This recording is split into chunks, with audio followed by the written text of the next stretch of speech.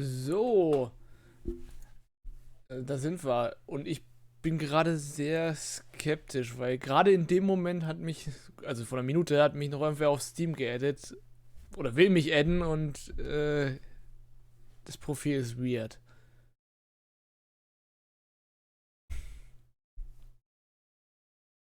Weil ich finde keine Verbindung zu dieser Person in irgendeiner Form.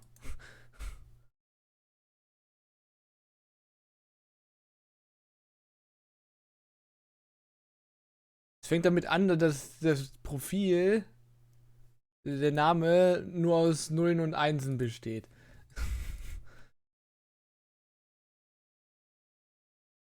So, und na gut. So viel zu dem Thema. Äh, wie angekündigt wird es heute, wie Hype angekündigt. Ich habe ja gesagt, vielleicht auch Hype the Time Quest. Ich habe eher irgendwie Bock auf Born Punk. Was vom Typus Game halt einfach mal komplett das Gegenteil ist von dem, was ich die letzten Mal gespielt habe. Ich habe Elder Scrolls gespielt, was sehr actionlastig ist. Ich habe Tunic gespielt, was Rätsel. Na gut, da in die Richtung geht schon wieder, aber auch sehr viel Action-Gedöns hat. Und tun wir da sowieso. Und jetzt kommen wir mit einem Point-and-Click-Adventure um die Ecke, was halt einfach eigentlich sehr gemächlich ist. Schauen wir mal. Ich habe das tatsächlich selber noch nicht gespielt. Ah, warum wird das Ingame da unten nicht angezeigt? Ah, okay, es dauert einen Moment. Der Studioname ist auch ein Insider quasi. Habe ich ja irgendwie erwähnt gehabt bei Tomb Raider. Wechseln wir die Ansicht. Mit Insert Disk 22, 22. Weil ich glaube in Monkey Island 2 war das. Da muss man nämlich diesen. Oh, das Team hat sogar Vocals. Ja, du mich auch, nur weil ich das gerade geschrieben habe.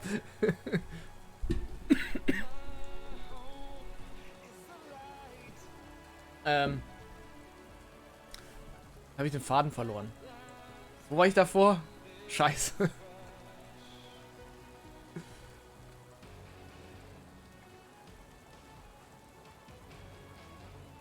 Ja, nee, davor.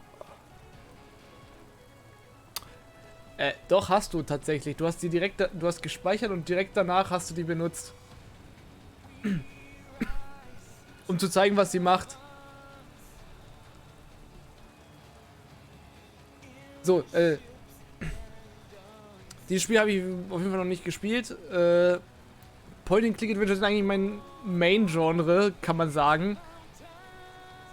Weil es gibt zwei, drei Entwickler aus der Indie-Szene. Gott, der verdammte Husten heute. Äh, bei denen ich die Spiele eigentlich instant kaufe inzwischen. Sobald die draußen sind. Ich warte nämlich jetzt noch auf Rose Water, Old Skies und. Oh Gott. Das dritte habe ich vergessen. Scheiße.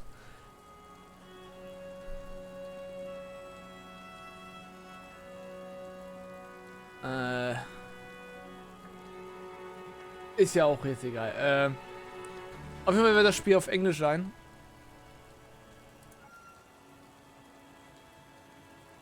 Hat das meine Settings von vorher nicht übernommen und es war gerade komplett laut? Na egal. Controls. Oh, es gibt.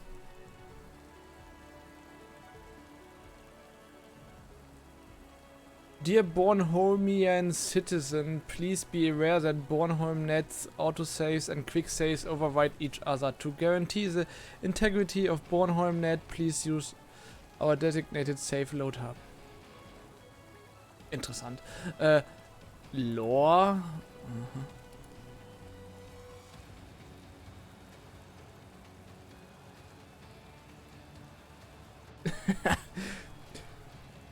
Ja, ja. Erinnert mich immer noch an das eine Kommentar. Habe ich dir das geschickt gehabt? Auf YouTube? Ja, ich meine schon. Wo einer meinte, weil ich sagte, Bleach, Bleach war auf Crunchyroll, hatte da deutsche Untertitel, war komplett verfügbar, dann kam Disney um die Ecke und hat mit dem neuen Arc, mit dem letzten Arc von Bleach, die Rechte auch an dem anderen allen bekommen und dann haben wir ewig gewartet auf diese Ankündigung, dass das irgendwie kommt und ich habe gesagt, oh, jetzt kommt es, aber mit englischen Subs und ich habe nur gesagt, ich will verdammt nochmal deutsche Subs, die es auch gibt, weil ich so angefangen habe. Weil, warum sollte ich mittendrin wechseln? Das habe ich bei Detektiv Conan schon nicht gekonnt. Ich habe Detektiv Conan immer auf Deutsch geguckt, dann zu der Zeit, wo ich noch illegale Streams geguckt habe,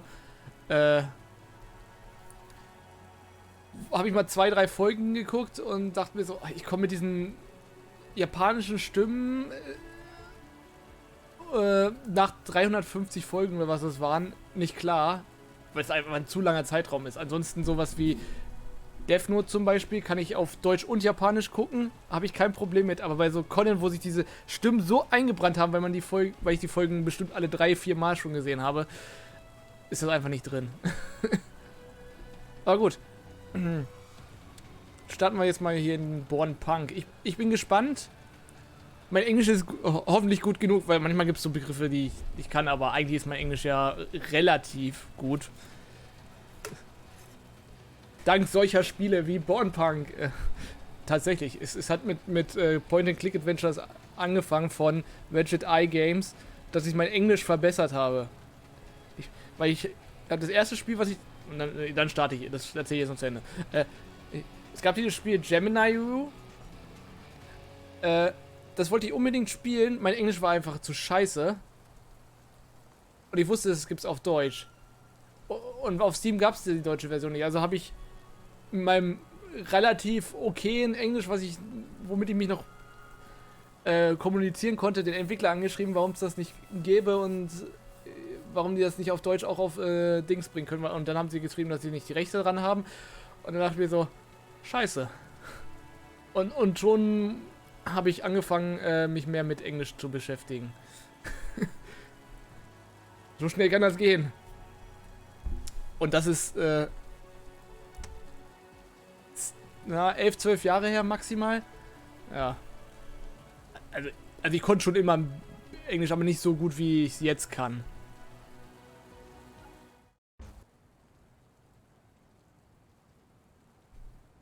Haven, Bornholm. Wo liegt eigentlich Bornholm? Skandinavien? September 2nd, 2155. Ich weiß immer nicht, wie man Jahreszahlen ausspricht im Englischen.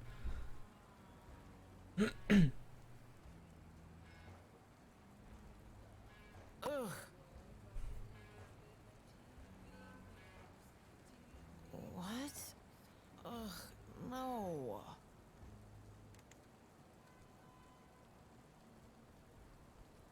Ugh. Oh, that headache. What happened? The last thing I remember is drinking something red. Well done, Eevi. There's no time for a hangover today. There's the data drill this evening, and my shift down in the bar.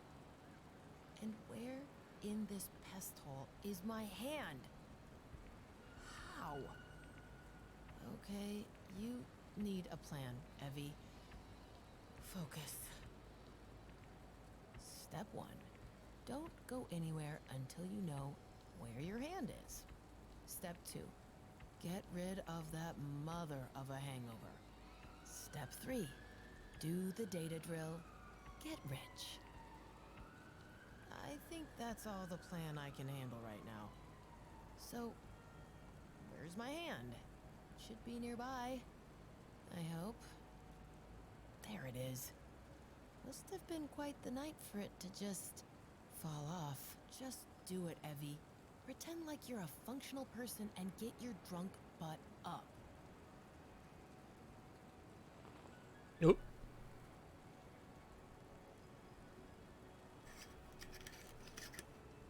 Residents of Haven are not allowed to pass district control Much better. Much better. Also wenn das von den Sounds irgendwie zu leise ist, müsstest du nochmal Bescheid geben oder ihr.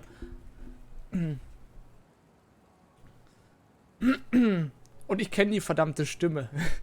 So sehr bin ich schon in diesem englischen Point-and-Click-Adventure drin, dass ich diese Stimme kenne. Weil die wohl häufiger schon vorkam. So, ach so, Escape. Ah, okay. Escape ist das Menü, Main-Menü, Save, Load. Da könnte ich auch noch ganz schnell da hin und her klicken, aber das ist alles in Ordnung, okay. Und ich könnte auch mit F1 direkt in dieses Menü. Ah, okay. Und Bornholm ist anscheinend in Schweden? Stockholm ist in Schweden, das weiß ich. Das war die Hauptstadt. Und nochmal zu den Jahreszahlen. Es ist ja sowieso interessant. Man kann die Sprache noch so gut, aber egal, was für eine Zahl da steht, man fängt automatisch an mit in seiner Muttersprache diese Zahlen zu lesen, denken, wie auch immer, rechnen. Das fällt mir auch immer im Restaurant oder so auf. So, meine Güte. Zum Beispiel beim Griechen, dass der, wenn er irgendwie dann Rechnung und dann, oh, das soll unterteilt sein, bla bla bla, okay, ich rechne mal schnell und dann fängt er an, in Griechisch zu rechnen. Oder beim Jugoslawen, also, das finde ich sehr interessant. Ich glaube, das ist so ein Ding, weil man in seiner Muttersprache halt einfach das schneller vonstatten geht. Etwas leise die Stimme. Machen wir mal ein bisschen Stimme lauter und ein bisschen so. So, schauen wir mal, was haben wir denn hier? View of Bornholm. I don't want to mess with the windows right now. Na, vielleicht noch ein bisschen lauter.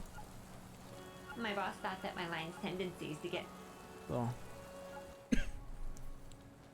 World Map. I'd like to visit the world, but I'm sure I won't need that map to do it. Wenn ja jetzt gerade ein Störgeräusch war, ich muss das Mikro mal runter machen. Das hat mich gerade im Blickfeld gestört. The poster stays right there. Wieso wird die Stimme in-game nicht lauter? Ist tatsächlich nicht lauter? A poster of my childhood hero, Mara Kugel. She was a singer and then joined the Baltic Resistance. She died in the war. Got sniped by a warbot. Moment. Dann machen wir das mal auf. If we swoop in and commit a massacre, Conglomerate Council may impose a fine on us for disrupting their pacification efforts. Wie sieht's jetzt aus? The poster stays right there. Also jetzt muss es lauter sein. Ich sehe den Ausschlag, dass der deutlich höher ist. I'm sure I've eaten from this bowl before, but never sober. Even Foxina doesn't like this stuff very much. Dry food for Foxina? I'm always keeping some in there. Makes Foxina remember where her home is. Squetchbus. Foxina barely uses it. I still keep it. Makes the apartment feel less slummy. Ach, da liegt doch Faxina. I use human tools to care for my nails. A world map I printed. It reminds me that there's more out there than the drama in my life. Na, The Lone Survivor, okay. Ich hätte jetzt mit Chuck oder sowas gerechnet. So. Ach so, das sind 3 verschiedene Bilder. Moment. I'd like to visit the world, but I'm sure I won't need that map to do it. I like the photo right where it is. A picture of Gulkum, Khasa, and me before I was recruited. Khasa and I were hot chrome on the streets, on location data drills, selling rich uni kids back to their sobbing yuppie parents. Good times. New PDA Topic. Oh. Okay. Das schauen wir uns gleich I'll an. leave the picture right there. A photo of me and a few former colleagues at Mitsutomo. We were celebrating a really hard raid on Eurograv.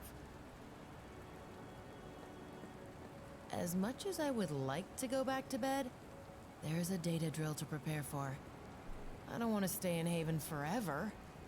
Vodka stains, sweat. Reminds me of my teenage days. Ist da noch was drin in dem... I'm really not in the mood to read right now. Let's do that after the data drill. I keep some paper books in here. Antique gaming magazines, too. I'm currently reading one from 2037. The year when the Star Citizen beta came out.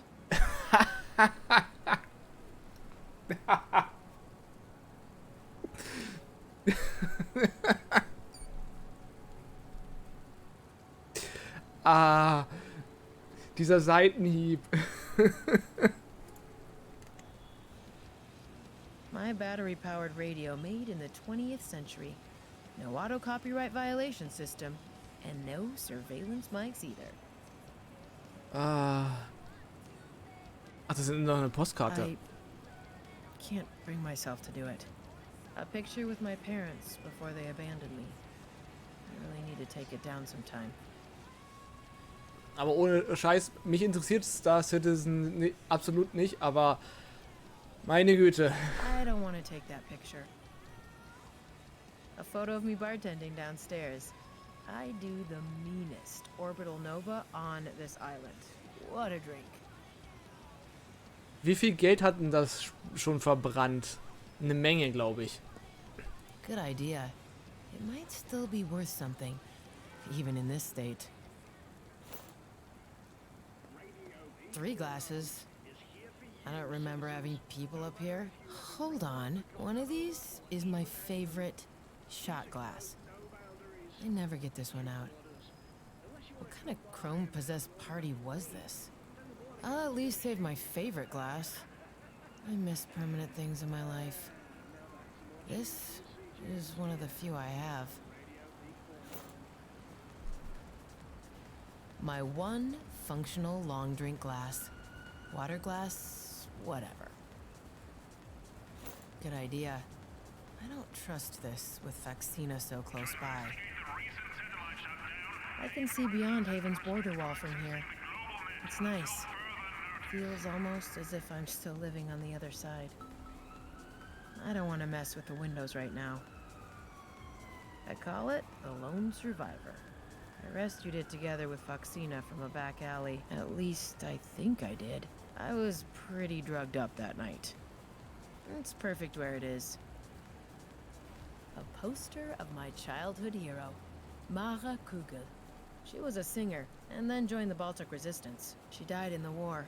Got sniped by a warbot. The poster stays right there. So. Radiator. It's not working. It uses natural oil, so no idea where we're supposed to get that from. No use. It's not working. What a surprise, huh? Foxina? My wonderful Foxina. I found her in a back alley. She's often outside, but with that amount of rain, she hangs around here more often. I'm happy when she's around. Shh! Foxina! Kein Miau. Hey, Foxina, you fluffy little ball. How are you? That's a good girl. You're a beauty, you know that? Of course you do. Can you pet the cat? I'll adore her from afar for now. I don't think she wants cuddles right now. My wonderful... I'm happy with... Momentan anscheinend nicht. I keep the window open even at night, no matter the temperature. That way, Foxina experiences at least a little bit of city life without freezing to death outside. I don't want to mess with the window right now. Aber wie viel hier allein in diesem kleinen Raum ist zum Erkunden, das ist... Ui. I'll never understand why they installed a glow-in-the-dark light switch in a city brighter than a scramjet engine.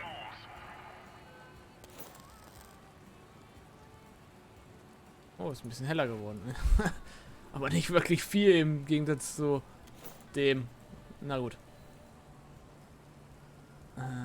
Das erinnert mich irgendwie an so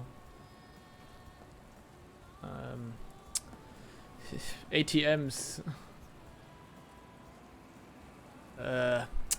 Geldautomaten. Und die Küche ist nicht sehr aufgeräumt. Pizza, a beer can, ashtray, and laundry detergent.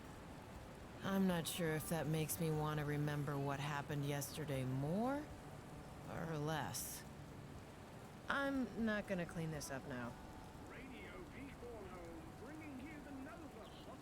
Sie muss eindeutig einen ganz schönen Kater haben. Oder, nee, nicht Kater, Filmriss. Wenn sie nicht mehr weiß, was gestern passiert ist.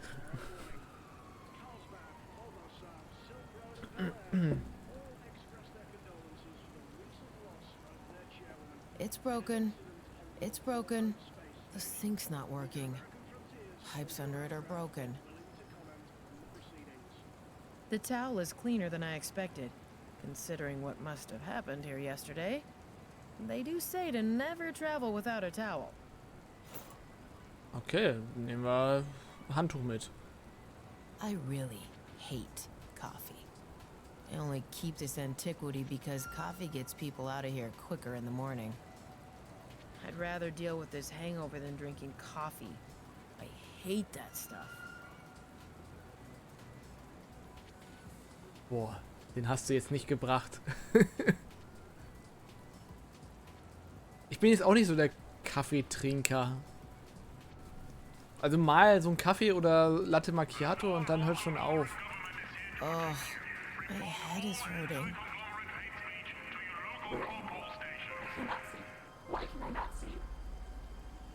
What? Trek? What was that?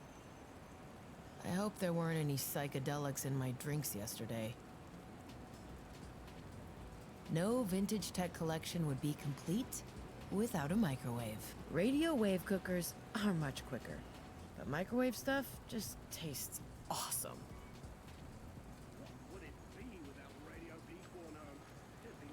War die vorher schon hingebracht? Ich hab nicht mal eine. Ich bin Teetrinker. I'm not really hungry. I didn't put that bucket here. I don't even own a bucket. Huh. Und Wasser. Das ist hauptsächlich eigentlich. Nah. Looks like the bucket is what keeps the floor dry. Und Eistee.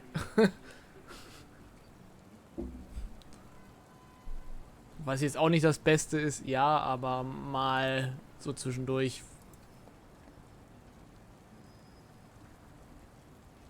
Aber eigentlich so 90% Wasser und Tee.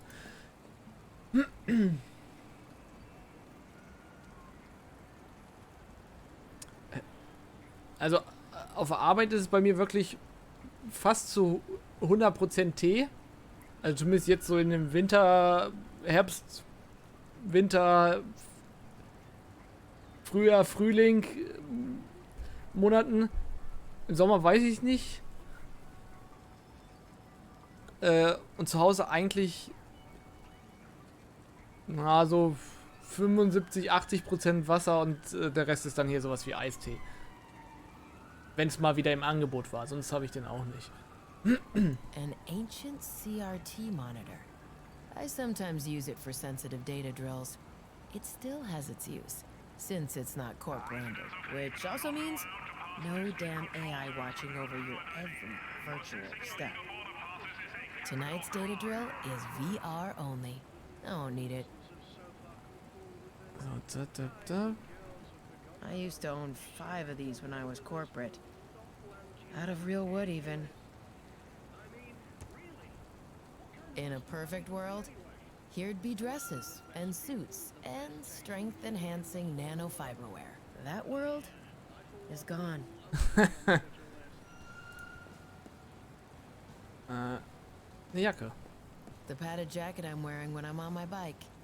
Doesn't happen too often these days with corporal border posts everywhere. I'm far too hungover to change clothes right now. Also, that sewer punk smell I emanate has kind of become my trademark. Ugh.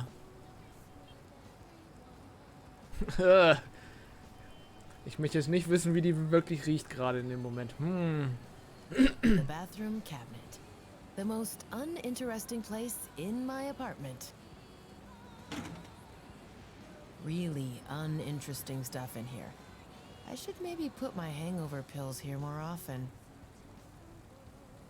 Also in Prozenten 95% Kaffee, 5% Milch auf der Arbeit, zu Hause 10% Wasser.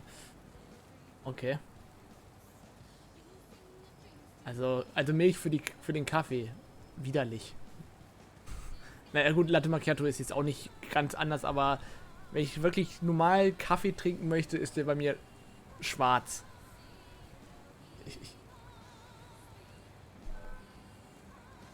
The only functional faucet in this apartment. I put all my trust in that thing. Let's not drink from the faucet directly. With my headache, turning my head like that is really suboptimal.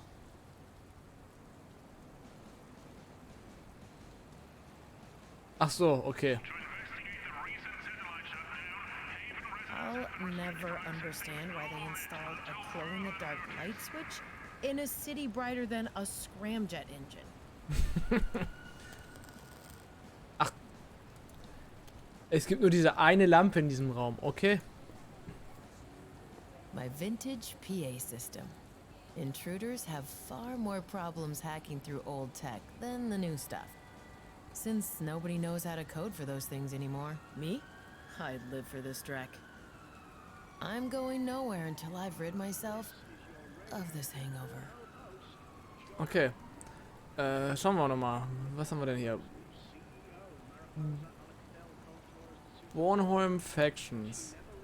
The city-state of Bornholm is filled with many political, economical and social entities. Street gangs, corporations, postmodern religions and even terrorist cells share Bornholm's streets, sewers and airspace. Achso, welcome to Bornholm.net. Please select a topic from the list on the left.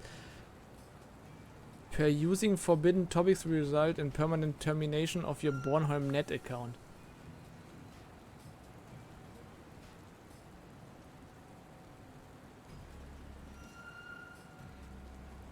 Ja. Never change the running system vor allen Dingen. Ist das nicht oft so ein Grund, warum, also abseits davon, wenn es läuft, man sollte nichts dran groß ändern an einem System, aber die Hacker und alles fokussieren sich doch eher auf die Privatnutzer und alles, die neuere Systeme haben. Heißt, alte Systeme sind sowieso eigentlich erstmal außen vor. Deswegen ist da quasi sowieso die Sicherheit eigentlich in Häkchen höher, obwohl man es, naja gut, ein bisschen überspitzt gesagt, aber du weißt, was ich meine.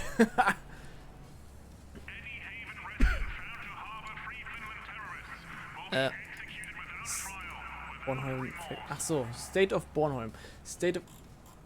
Oh, lese ich das jetzt wirklich alles immer vor? Das ist eine Menge Text. Eine verdammte Menge Text. Oh, ich glaube, das könnte ein bisschen hart werden mit dem alles vorlesen. State of Bornholm. Over the course of the last 140 years, the Danish island city of Bornholm. Es ist in Dänemark. Nicht Schweden. Of Bornholm unexpectedly grew to become the largest city in Europe. Okay. The entire island has been urbanized with very little precious natural ground remaining. Even against tremendous odds, various intertwined factors have enabled Bornholm to undergo a metamorphosis from a picturesque tourist haven into a competitive player on the world stage. The global cooling event of the mid-21st century heralded the first stage of Bornholm's transformation as expanding polar ice sheets rendered the northern reaches of Finland, Sweden and Norway uninhabitable. Millions of people, even the hardest Sami, migrated to Denmark en masse from their climate-ravaged homes. Denmark's resources were quickly depleted and the country lost the political willingness to accept refugees on its main island. Some of the people belonging to this first wave of migrants were redirected to Bornholm, much to the dismay of the then autocratic European Union. Moment, was? Theoretisch schon, praktisch existiert bei der Einführung in 19. Jahr erstmal noch das meiste für Ausländer. Im ersten Jahre nach der Einführung von 19 sind Ältere vermutlich sicherer, sofern die Bedingungen von früher nicht dennoch existieren.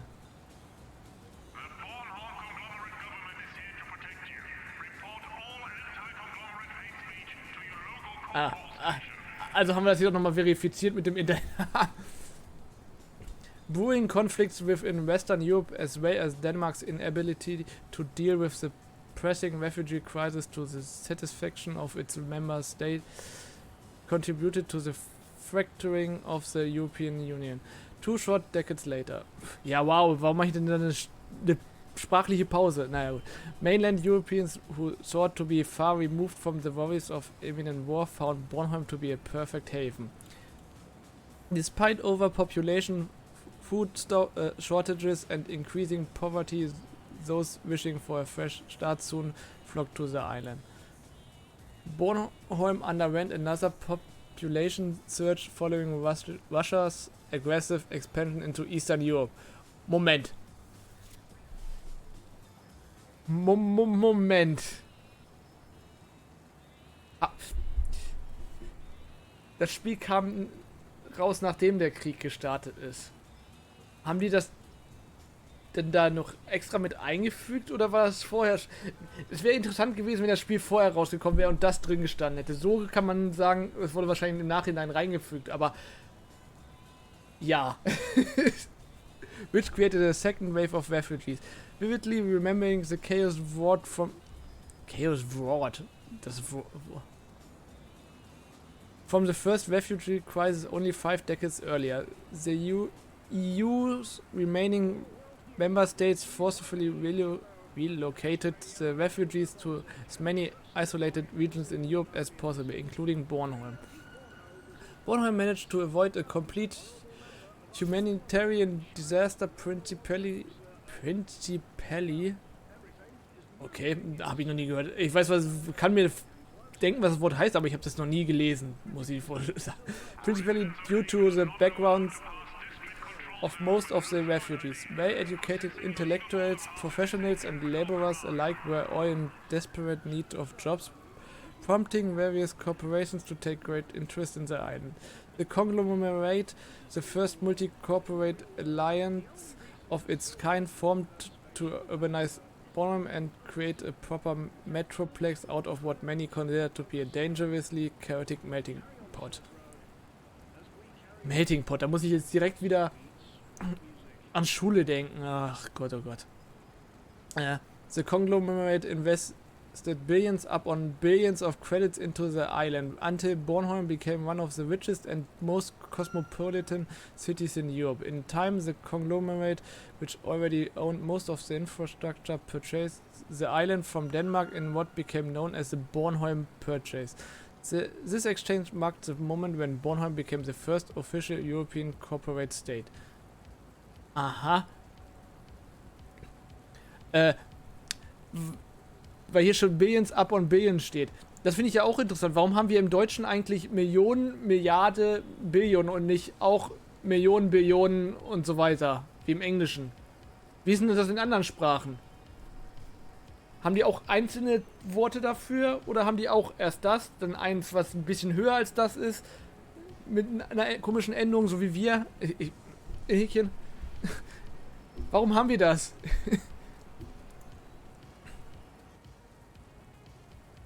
Districts of Bornholm. The island city of Bornholm is comprised of several districts, with each district possessing distinct aesthetics, cultures and functions. Ja, das wird sein, bestimmt.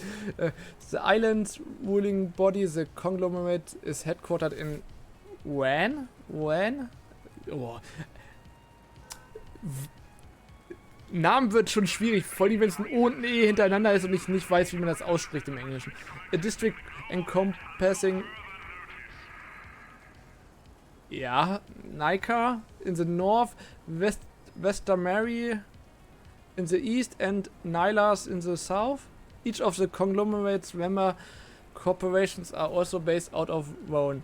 Consequently, the district has become the most glamorous... Oh, verdammt. The most glamorous and exclusive in all of Bornholm. Though some have taken to describe Rowan as sterile. Corporal's presence in the district is heavy, with officers and drones patrolling the streets and skylands around the clock.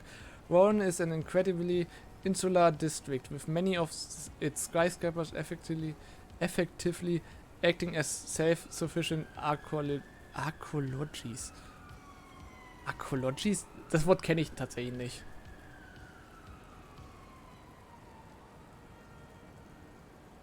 Complete with luxury restaurants and high-end bars. Also ich könnte mir vorstellen, also vom Satz her, was das heißt, dass die Wolkenkratzer für sich alleine im Grunde schon ein eigenes System sind, das in sich funktioniert. Aber Archäologies habe ich trotzdem noch nie gehört. South of Rowan. Jetzt haben sie hier dieses skandinavische Ö. Also Rowan? Ich habe keine Ahnung.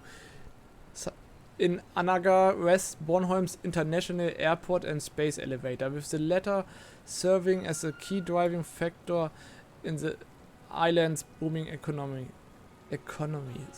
So, the airport has been expanded significantly to accommodate. Manche Worte sind echt schwierig für mich. Accommodate scramjets, and the elevator's hiking base structure looms over the eastern section of the airport's runways. This anchor station, approximately 400 meter tall, serves the interest of the conglomerate by transporting both goods and personnel into low Earth orbit. Situated on the opposite end of the elevator in low Earth orbit is Bornholm's spaceport, which serves as a tourist attraction in and of itself. From Bornholm Spaceport... Moment. Verrutscht in der Zeile. From Bornholm Spaceport, spacecrafts are launched into deep space and towards other Earth orbitals. Wow. Na gut. Ich bin immer für Worldbuilding und so, und deswegen lese ich mir sowas eigentlich immer durch. Between Westermary, Arsbale, Ostermary and Pederska sits the district of Burgundarholmer. Keine Ahnung. Ja, so ungefähr. Which bears the island's original Norse name, Burgundarholmer. Ich habe keine Ahnung. Skandinavische Namen sind ganz schwierig jetzt noch dazu. Is the city center of Bornholm and houses most of the city's once rapidly growing middle class. Public offices serving the common citizenry are found in the district, as well as many residential and commercial skyscrapers. Corporate patrols the district regularly to keep Burgundarholmer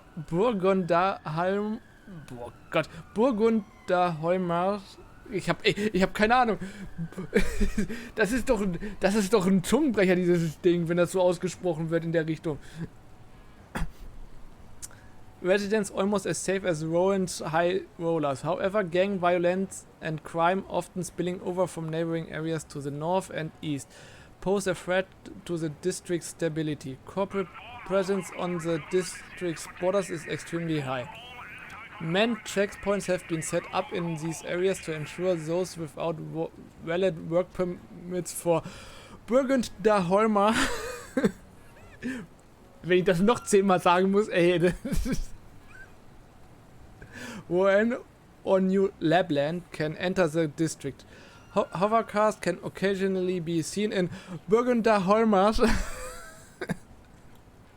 skylanes, but most traffic is generated on the ground by driverless cars and taxis. Bornholm's bustling nightclub scene is a prominent part of Burgundarholmer.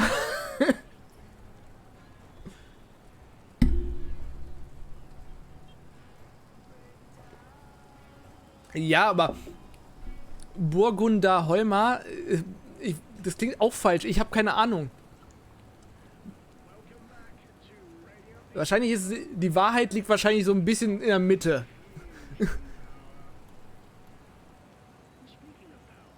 Everything east of the Pederska, Bölshaven geographical line is what most consider to be Bornholm's slums and barrens, occupied exclusively by the island lower class. This district is known as Haven, though it's sometimes referred to as the Shoebox in reference to the district's hazards buildings. Wahrscheinlich werde ich die Aussprache von vielen von diesen Dingern vielleicht noch erfahren, aber ja. The vast majority of the descendants of refugee families live in Haven, unsuited for the highly competitive and treacherous corporate lifestyle which has firmly taken root across much of Bornholm. Crime is common in Haven, mostly due to high population density. Many years ago, when the slums were pressed for living space, new stories were constructed atop existing buildings without proper planning. Ach du Heilig.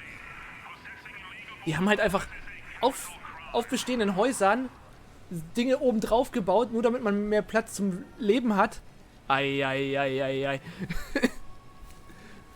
Now bizarre temporary dwelling resembling toy building blocks dominate the slums, broken up by countless dive bars, brothels and drug dens. Ja, es ist auf jeden Fall ein nicht so toller Ort, wo sich aufhalten sollte eigentlich, wenn ich das hier so lese. Corporate patrols the slums exclusively in armored vans and carrying heavy weaponry. Ja, es wird nicht besser. Most employed residents of the slums earn their keep working in the city's industrial sector. A noteworthy pseudo-suburb in Haven is Little Finland, where many displaced Finns reside after their home was annexed by Russia. Okay!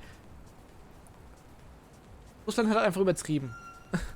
It's widely believed that underground groups based out of Little Finland are actively planning to retake their homeland. Okay. Und die Finnen wollen ihr Land zurück.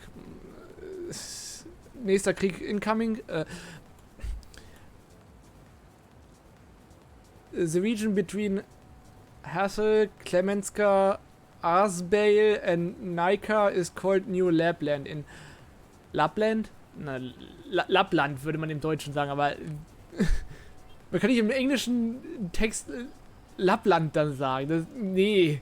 In honor of North Scandinavian lands lost to climate change. New Lapland is like da ist es schon wieder. Burgunderholmer. A district occupied mostly by cities middle class. What distinguishes the two districts is Bornholm University, which comprises a huge portion of New Lapland. Bornholm University is conglomerate sponsored, with graduates being aggressively sought by the conglomerate's member corporations.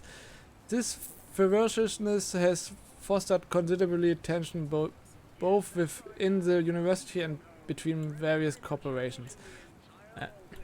The northern border of New Lapland is monitored closely by Corpol. Checkpoints have been placed on all streets passing through this area to ensure those entering from the city's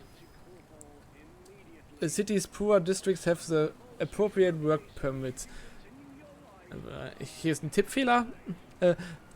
Punkt N. The works is located north of Hazel, Klemenska and Bölshaven, and is something of blend between the slums to the southeast and the high-tech industry of the northern parts of New Lapland. A commercial harbor built in Sandvik? Ja, würde ich sagen. Oder Sandvik? Nee, Sandvik, weil ich habe keine Ahnung. Ich wüsste nicht mal, wie die Skandinavier überhaupt reden. Weiß ich nicht. Ich war zwar schon mal in Dänemark, aber das ist halt 20 Jahre her. Is used for the importing of critical produce and the exporting of locally produced goods. The harbor also serves as the main base of operations for the Bornholm Navy. Ups, zu weit. Factories in the new works predominantly employ human labor as opposed to machines due to the premium placed on handcrafted products by the global market. Okay, die lassen Leute arbeiten, nur damit er...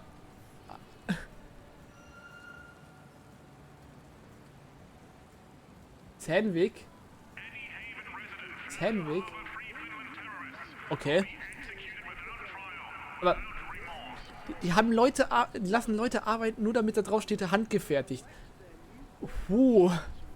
These factories and industries at large are almost exclusively subsidiaries of the conglomerate's members corporation. Many of these factories specialize in the production of hover cars, robots and iron engines used for space travel.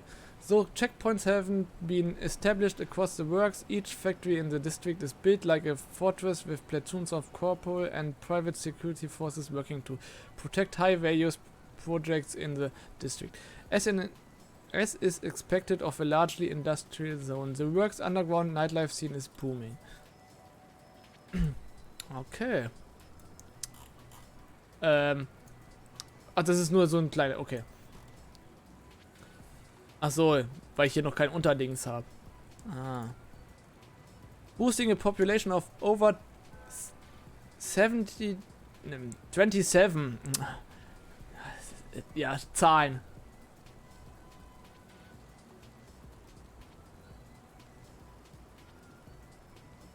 Echt? Echt?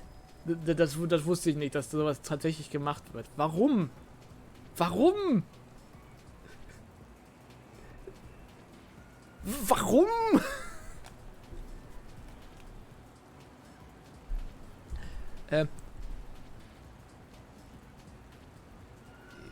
Ja, aber nein! Ja, ich weiß, es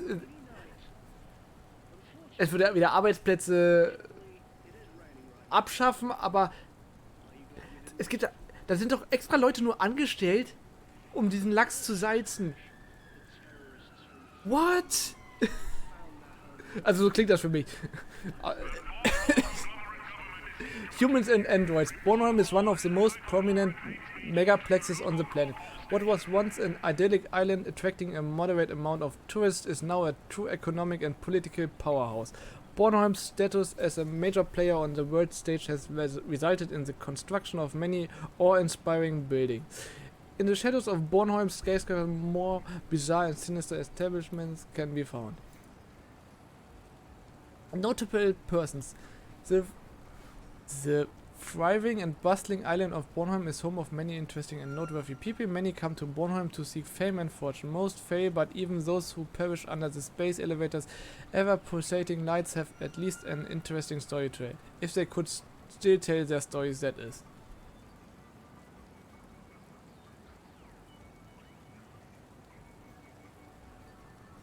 Ja, objektiv ist das kompletter Schwachsinn, ja. Ragnarok's tenants. On the Ragnarok's, one of Haven's most well-known and infamous bars, is a family-run business. It currently serves as both the working place and dwelling for 3 human inhabitants and 1 cat. Eevi, wie heißt die mit Nachnamen? Rinasdottir? Oh boy. Die Backstory von meinem Charakter. Also, hat die Katze auch so viel Text? Wow. Ich bin noch nicht mal... World Climate. Uiuiuiui. Ich glaube, ich mache erstmal weiter und dann lesen wir... Also, zumindest mit dem... die Backstory...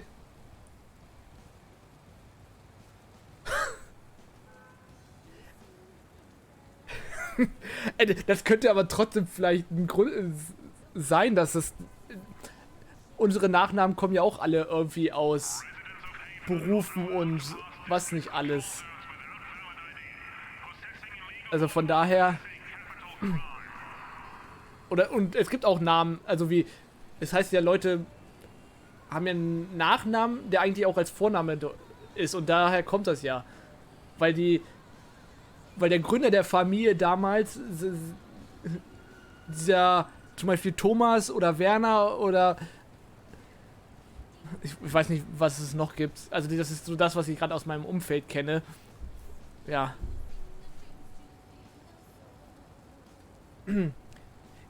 Eevi Rinasdottir was born in Haven, Bornholm in 2121 to a blue-collar family. Like most of Haven's residents, Eevi and her parents were members of the city's unspoken second class, effectively designated so by the island's ruling conglomerate. Though not born into affluence, Eevi was in many ways among the luckiest of Haven, with her family serving as factory workers under contract with American Frontiers in the works. However, one fateful day at the tender age of 9, Eevi's parents vanished from AF premises under suspicious circumstances. Corporal issued no statements as to their disappearance, and no eyewitnesses ever came forward. Whoa. Whoa. Alone in the world without parental guidance or financial support, Eevi was taken under the wing of a decades-long friend of the family, Harold Guldklump, was sie hat es doch vorhin ausgesprochen, ich habe schon wieder vergessen. Sokolov, the owner and barkeeper of the ill-reputed on the Ragnaroks, with little in the way of extracurricular activities to occupy her time. Eevi roamed the streets of Bornholm by both day and night, invariably resulting in her becoming a street rat in a local gang. During her formative years within this gang, she learned to hack modern and antique hardware and software alike, acquiring money through legally dubious means. Eevi was able to purchase her first jack as an implanted cyberdeck at the age of 14. Throughout her teenage years, Eevi continued participating in gang runs and raids against targets too weak to pose much of a threat to her woefully under-equipped, under-educated and borderline illiterate band of criminal brothers and sisters.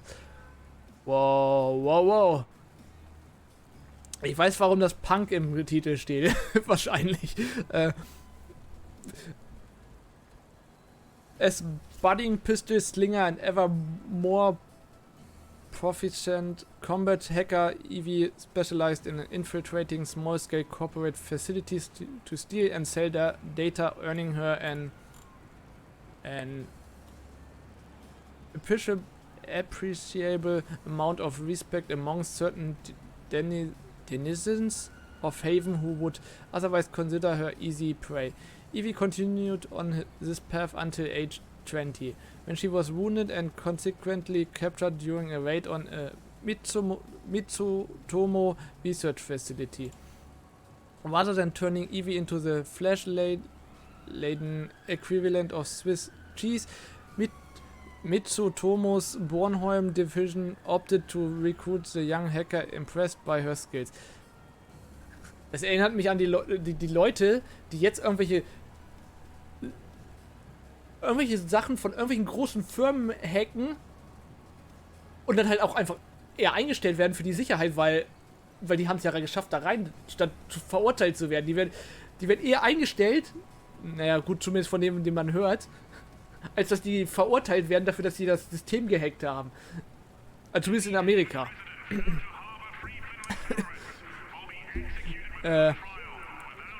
Slightly to her chagrin, Eevi joined Mitsutomo's internal security force, protecting the very facilities she once plundered, whilst also engaging in illicit operations against other corporations, even those within the conglomerate. 2 years ago, Eevi was critically wounded during an operation conducted in cyberspace. The damage sustained to her jack by the hostile hacker dealt her significant brain trauma and almost claimed her life. Deemed physically and psychologically unable to work, Eevi was released from her contract with Mitsutomo, and usually merciful fate for how she came into employment. Eevi has since returned to Haven, working as a bartender under her foster father, Guldklump. Das heißt einfach Goldklump. Was soll ich dazu sagen?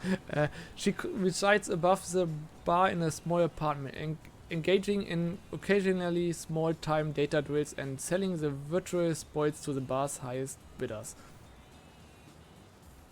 Okay. Ja, also die anderen Sachen hier, wenn ich da was habe, Wascha, das wäre bestimmt jetzt auch sehr interessant. Da steht bestimmt vielleicht was jetzt drin mit der Ukraine, aber ich mache jetzt erstmal ein bisschen Gameplay weiter, bevor ich da noch ein paar Sachen nochmal lese. So, wir müssen irgendwie unseren...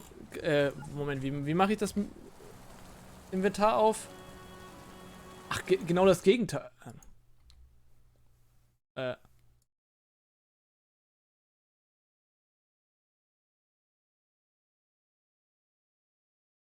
Ich hab's geschafft, das Game zu zerstören. Yay!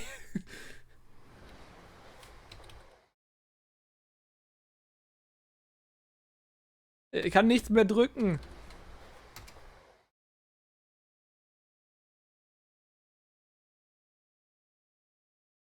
Es geht gut los. Yes! Jetzt kaputt gemacht. Ich muss das Spiel neu starten.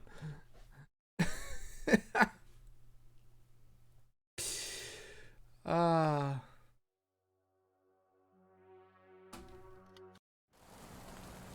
Na, kommt das Bild so?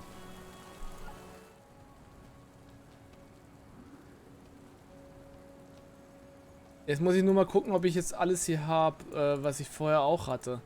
Nein, natürlich nicht. Good idea. So, das nehmen. Oh Gott. Good idea.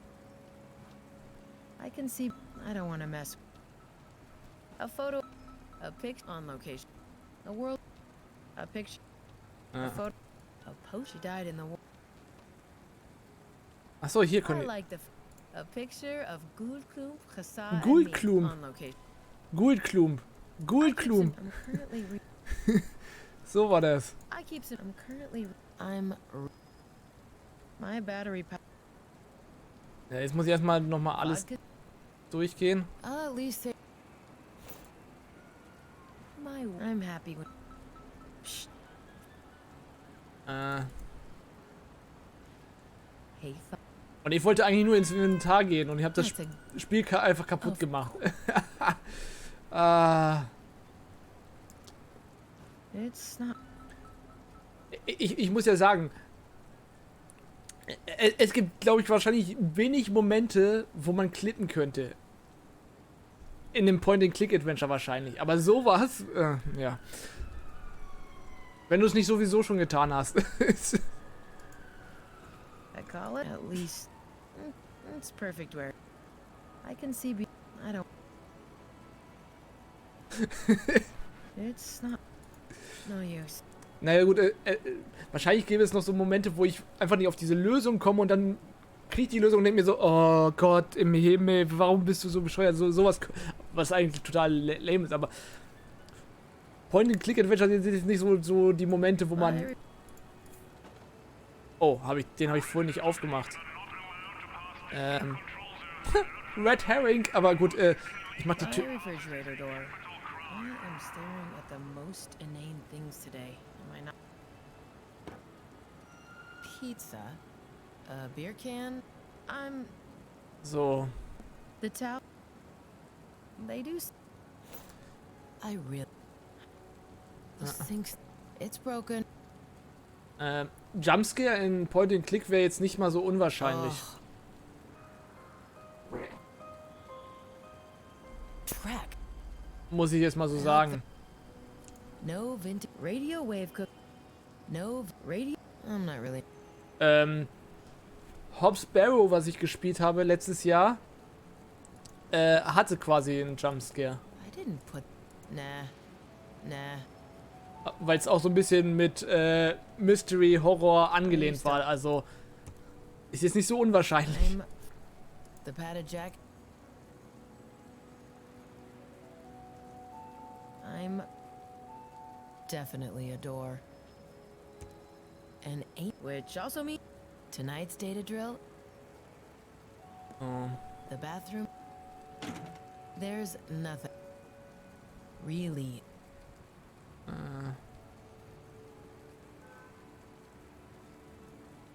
The bathroom cabinet door. It keeps all the useless cosmetic products I own out of sight. The only... Let's... My vintage... Me? I'm going... I'll...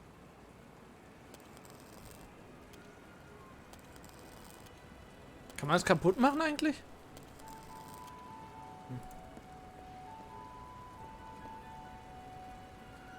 Quick Save completed, okay. Aber trotzdem schön, wie ich direkt erstmal das Spiel kaputt gemacht habe.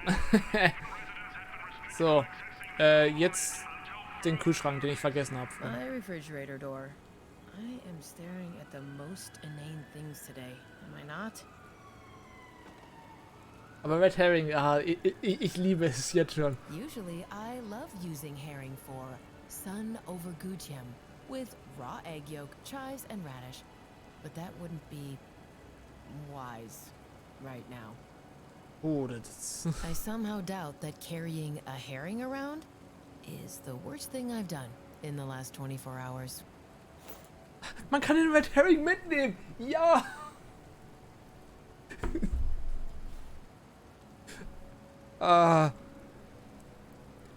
Und der wird jetzt bis zum Ende im Inventar bleiben. 100%ig. 100%ig. Außer die haben damit was gemacht. Dann feiere ich es noch mehr, als ich jetzt schon tue. No thanks.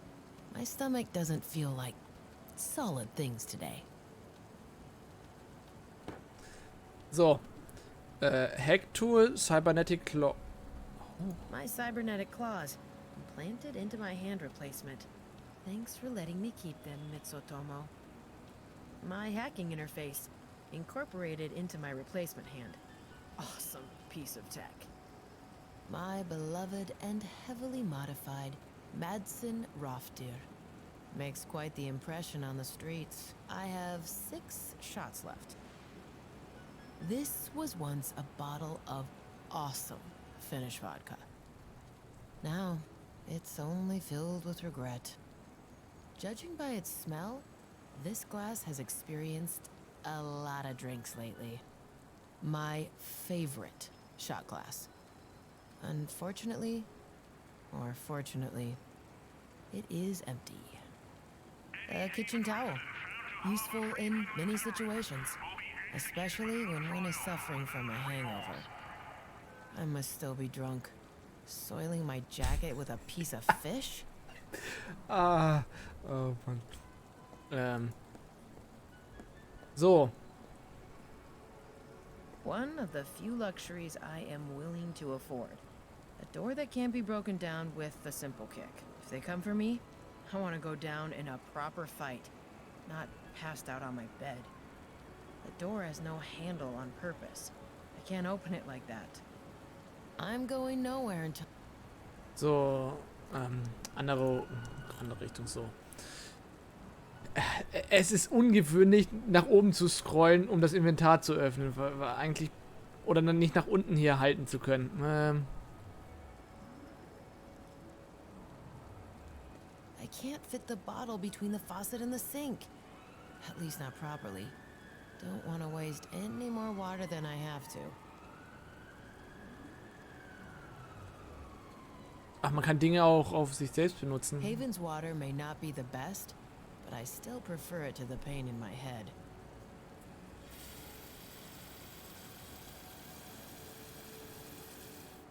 What? No, come on. Please? No. Well, looks like Corporal cut us off again. If we're unlucky, the bar won't have electricity either. At least the glass is half full now. I'll need more to prevent my delights from turning my stomach into mousse, though. Moment, kann ich nicht einfach nach draußen halten, das Glas? Oh, that headache.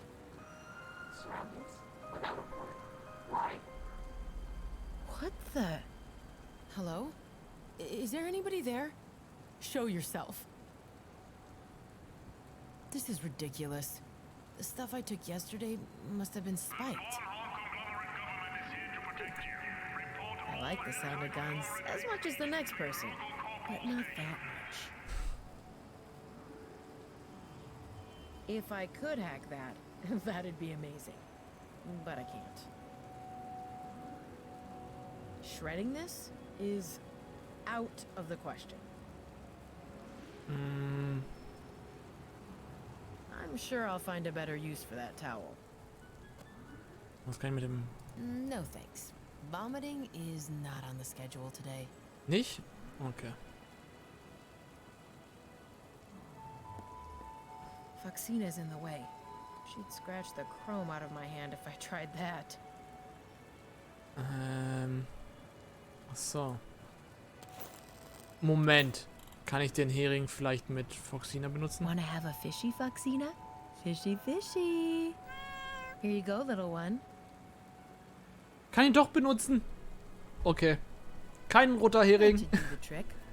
Foxina will be occupied for quite some time.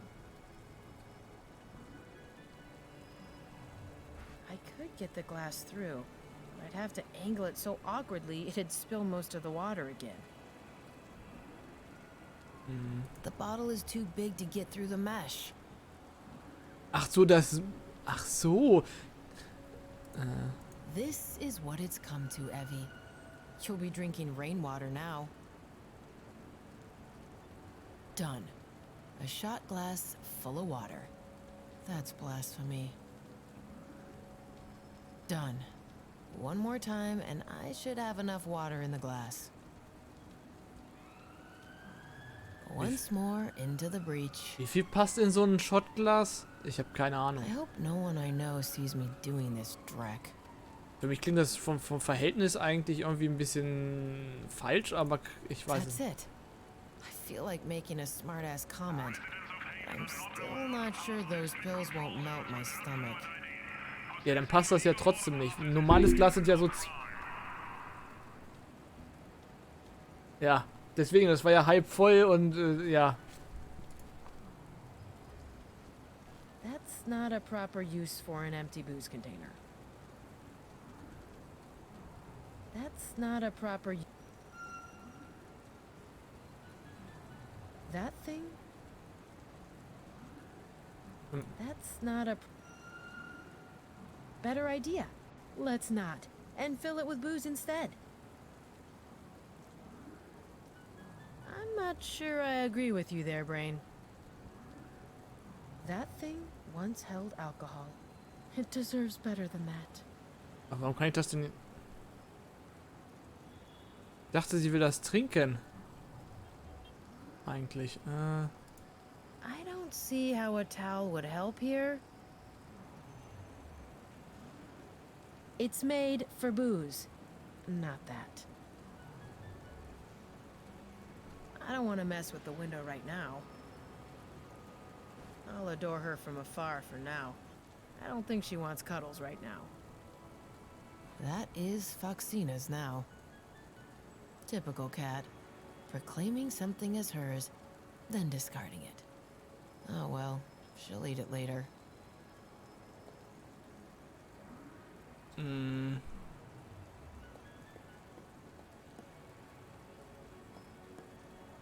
Oder mir fehlt noch irgendwas. Mal 2 Schritte zur Seite. Im Kabinett ist hier nichts. There's nothing I need in there. And I'm not interested in drinking cough syrup for kicks today.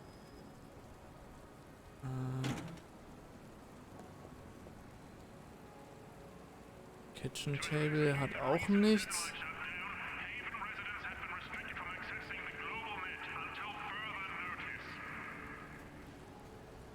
Hä? Irgendwo fehlt mir doch ein Gegenstand. Wenn die das nicht trinken will. That's not a... I have enough water now. Finally. I'm really...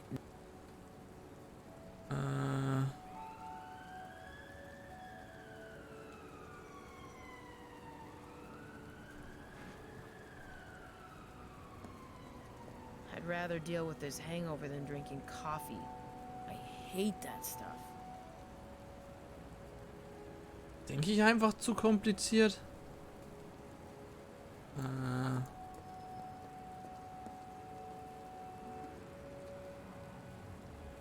I'm going nowhere.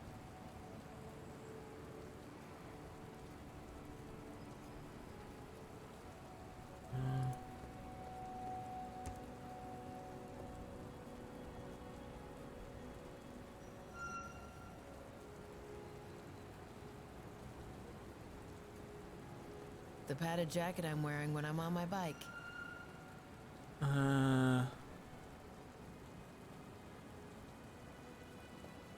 Habe ich irgendwas im Kühlschrank übersehen? Nee. No thanks. Hä?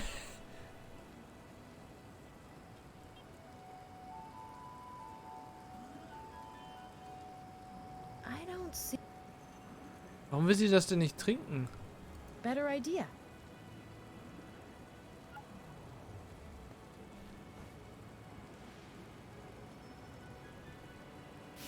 Ah, there's my hangover pills. Delicious chemical freedom for the brain. Gott. Hangover delights. The second best thing in the universe. Excellent. With the right amount of water, these babies will put me back into action in no time. Definitely enough pills in there to rip my hangover a new one. Gotta make sure I dissolve them in a lot of water, though. These pills are no joke. Delicious looking and surprisingly clean water chilling out in my long drink glass. The damn bottle won't open. Must have played around with it again yesterday. Okay, it's open. Ja, drastische Maßnahmen mussten her. Finally. Let's down this baby and get to work. Damn, about time. What a hassle.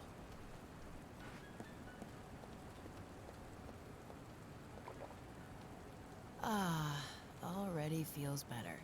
In a few seconds, my brain should have cleared up. There we go. Hangover successfully exterminated. Let's get out of here and find Hassa.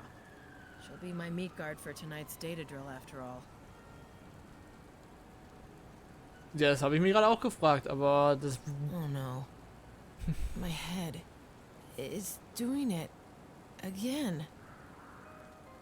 55.1604 degrees north, 14.8669 degrees east. Stop. Stop it already. I'm gonna kill whoever is responsible for this. Moment, 55 Nord und 14 östlich.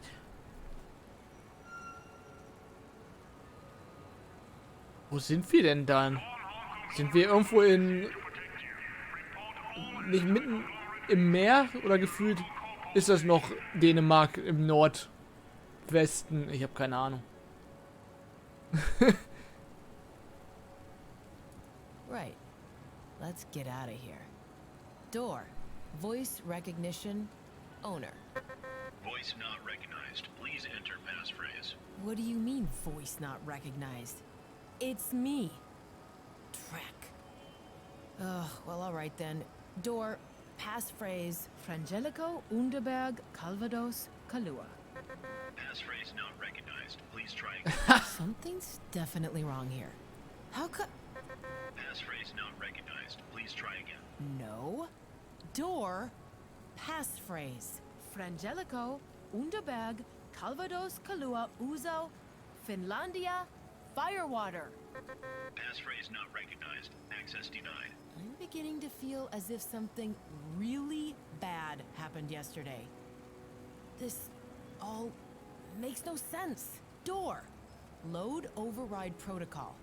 Evi evacuate 2509. Initiate security question. Evi evacuation 2509 initialized. Where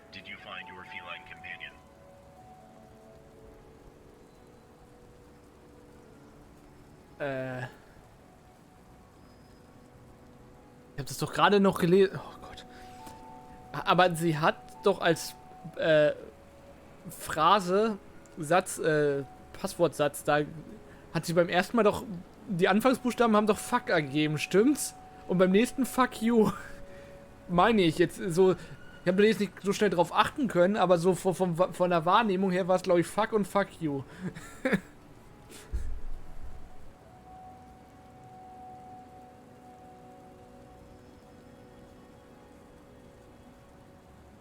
Ah, das ist, okay.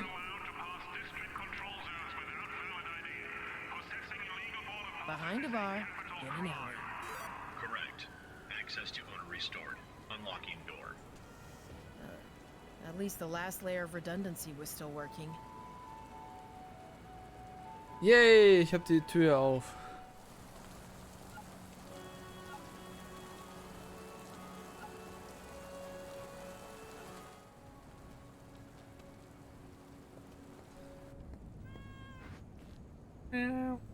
Foxina möchte mit. Aw, Foxina, don't do this to me. I'll be back soon. I'm counting on you later. You know that Hassan needs you to help her guard me. I love you, little one. Die Katze hat jetzt schon das Spiel gewonnen für mich. Ich bin eigentlich kein Katzenfreund, aber in Spielen ist es immer was anderes.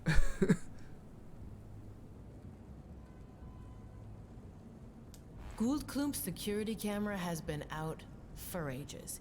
He's so annoyingly unconcerned about his stuff and life. The camera can stay right there. Our fire hose, completely useless right now, having no access to running water and all.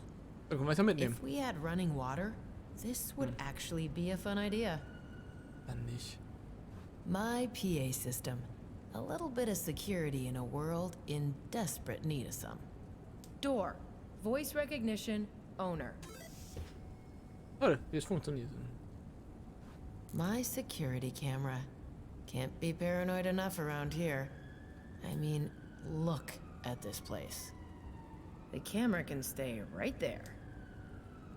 Also ich sollte mir auf jeden Fall trotz allem dann wohl die ganze Lore-Gedöns durchlesen, weil, also zumindest die Hintergrundinfo von Eevi war ja schon mal wichtig, damit ich die Tür öffnen konnte. This thing's been broken for weeks now. Neither Gould Klump nor Hussar bothered cleaning the shards up. Certainly not my stinking job. With my luck today, I just cut my wrist somehow. Hussar thought it'd be funny to put that police card thing there. We already look like a murder scene. Might just as well add some finishing touches, she said. Hussar and ruin Hussar's real-life crime diorama? No way.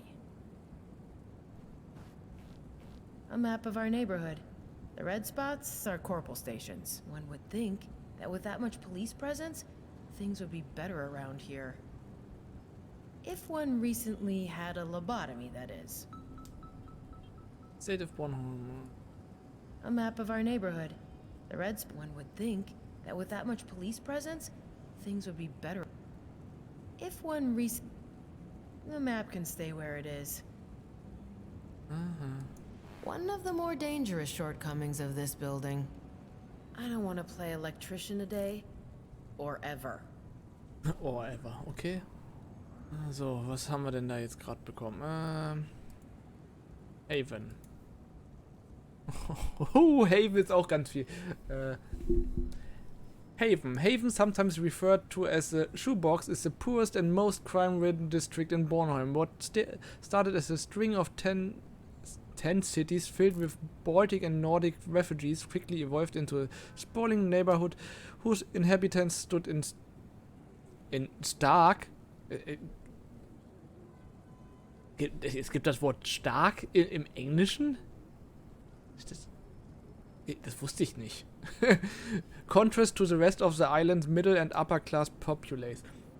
Much of the district's architecture is defined by haphazard constructions which barely met even the least stringent of safety standards, owing in large part to the district's unsafe buildings. Haven has been written off for construction projects by the conglomerate city planning boards. The member corporations of the conglomerate have instead elected to use Haven as a source for cheap labor to staff the many factories of the works, as well as complete other arduous tasks in Bornholm's other districts. While early generation androids can readily fill low-skilled jobs on the island, the conglomerate's numerous accountants and financial analysts determined? Keine Ahnung, wie man es ausspricht. That human lives were simply less valuable than machines built using precious metals. The increased profit potential presented by Haven's residents is a key factor spurring corporate's heavy presence in the district.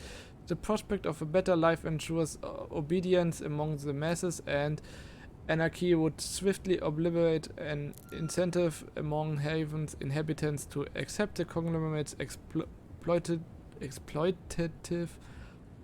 manche englischen Worte employment contracts.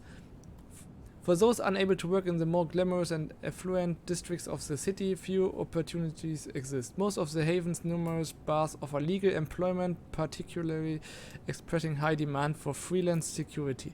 Street gangs tend to prey on these fortunate enough to earn corporate credits, as do prostitutes in a slightly less violent manner. Those who make up for their lack of self-preservation instincts with quick wits and skills to match often end up in a different line of work, taking from the conglomerate what they refuse to share. Hackers, mercenaries alike are constantly seeking opportunities to infiltrate neighboring districts in order to steal technological secrets to sell on the global net, kidnap affluent targets, or simply make off with the newest model of hovercar to dismantle.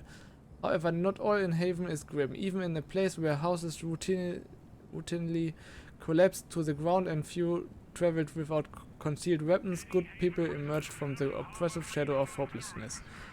Diverse communities and resistance groups have arisen in Haven over the last decade, fervently fighting for a variety of causes. In turn, life in Haven for many has become a more bearable existence. There exists widespread speculation in the city that at least two of the Baltisch? Ja, auf jeden Fall. Most prominent android rights organizations are headquartered in Haven, along with freedom fighters belonging to Free Finland. These groups have been responsible for investing much needed money and resources into Haven, in part because of the unique perks offered to them by such a district. Corporate unwillingness to get directly involved in Haven's affairs have made the district an ideal location for those seeking to remain under the radar. There's nothing wrong with a little quid pro quo.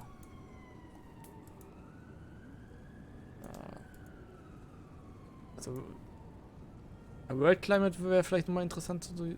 Ja, also die 4 unteren muss ich komplett noch lesen, okay. Stairs to the bar, stairs to the roof. Must be Guldklumps. He's the only one I know still smoking tobacco-based cigarettes. That old fossil. Hey, da war eine kleine Ratte hier. I prefer smoking digicigs. Was sind denn Digi-Sigs? Our neighborhood in Haven. Most of the houses around here are much newer than ours, but still manage to look worse than ours. Imagine, this hellhole is actually one of the more reputable locations around. What? I have to get out of here. I don't want to close it, and I don't want to jump out of it either. Yet. Da war schon wieder die Ratte gewesen. Just like that one sign over there, Husa thought it'd be funny to decorate our corridor so that it looks like a crime scene. Not like we don't have enough real crime in our bar or something. And ruin Husa's real-life crime diorama? No way. Hussar may have put up those numbered signs for fun, but those police lines are for real. I mean, Corporal didn't put them there, but it's still better to not walk down that corridor. Things happen there. I don't want to go back there. Things happen there.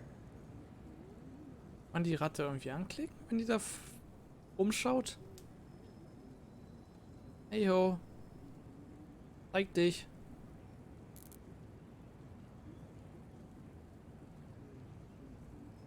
Nee, jetzt wo ich möchte, dass sie sich zeigt, zeigt sie sich nicht.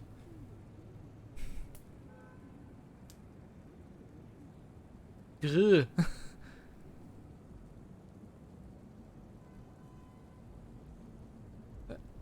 I don't want to go. Okay. Ach, kann mir sogar Hotspots anzeigen lassen. Mit gedrückt halten. Das habe ich gerade durch Zufall.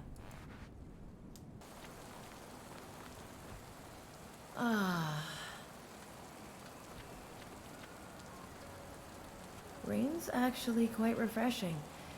Like a cold boot for the synapses. Hey, creepy voice. Are you still there?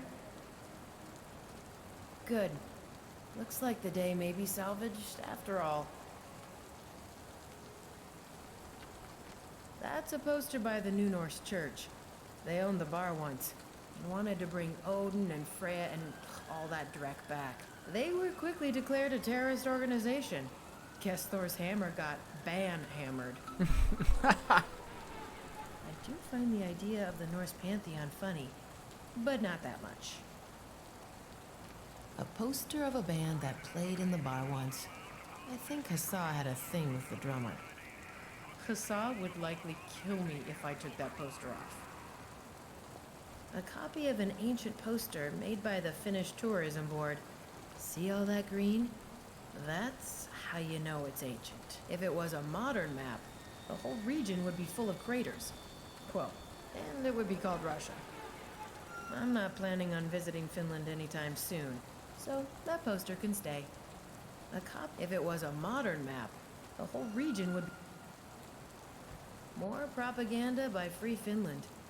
I get sick of hearing about Finland in the news every day, but Hussar can't get enough of it. If I didn't know that she's too far attached to her life here, I'd bet that she's actually part of one of their sleeper cells. Me? I'm not brave enough for politics. I'd rather not be caught on the streets with terrorist propaganda. So, was haben wir hier noch?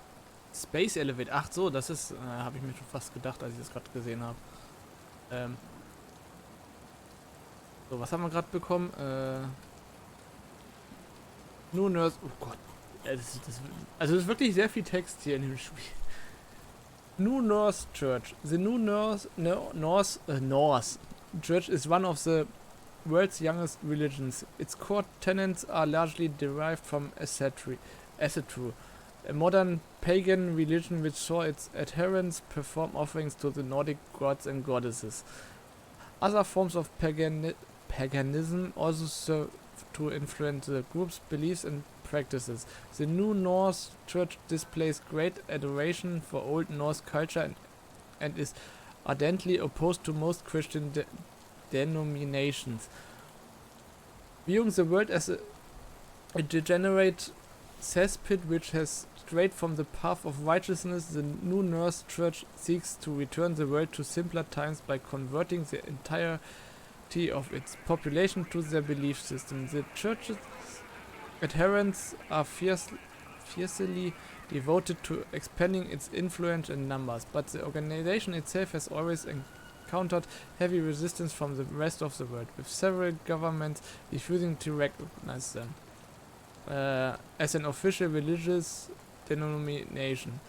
Frustrated by this persistent opposition, the church began to purchase military-grade weapons and equipment for purposes which still remain unknown. As shortly after arming themselves, several governments, including Bornholm, used the church's move as a pretext to designate the New Norse Church as a terrorist organization. On the Ragnaroks was formerly owned by the New Norse Church Ja, bei dem Namen hätte man sich das fast denken können. Until they were pushed out of the city by Corporal. For reasons one can only guess, Corporal looked the other way when Harold Guldklump Sokolov strode up to the establishment's front door and wrote his name on it.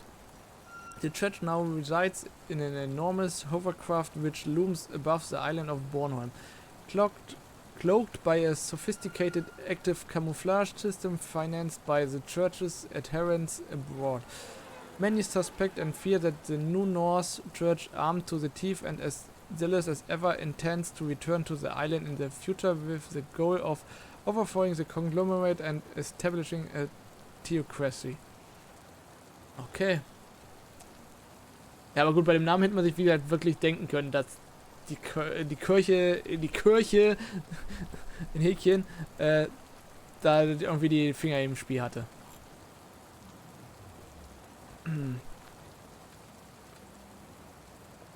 Yep, that's Hussa, all right. She must have thought hanging up her clothes to dry was a very good idea when she staggered upstairs yesterday. That shirt in the middle is Hussa's favorite one, too. She'll hate herself. I'm glad I'm not the only one constantly embarrassing herself with dubious life decisions. I'm going to at least rescue Hussa's favorite shirt. I'm not interested in saving Hussa's other stuff. A puddle of water. Considering what seems to be the state of our water supply, it looks like this is our main supply of non-boozy liquid now. I've drunk enough water for now. Ach so, hier lebt Hussar in dem Shack. The GN Isles space elevator. It's the main reason everyone on the planet knows where Bornholm is. People said it couldn't be done, that the thing would have to be built at the equator. Then some nerd just strapped massive ion drives on the space station to anchor it over our Drek hole. And here we are. If Mitsutomo wouldn't have terminated me, I swear I would have gone up there one day. Sure, I'll just hop over there and hitch a ride into orbit.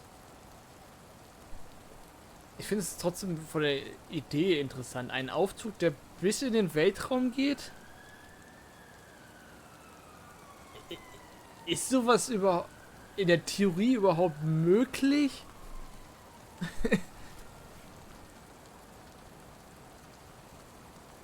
Hussa and Guldklump built that ladder as a quick flight option, should the bar ever be compromised. Never needed it, thankfully. I'll just use the front door instead. Thanks. So, nicht bei Technology? Welt of Bornholm? Nein. Ich hab nicht aufgepasst, unter welchem... Da, Space Elevator. Wow. Ja, ich denke auch mal nein. The Space Elevator. The GN Isles Space Elevator is Europe's key gateway to the solar system. And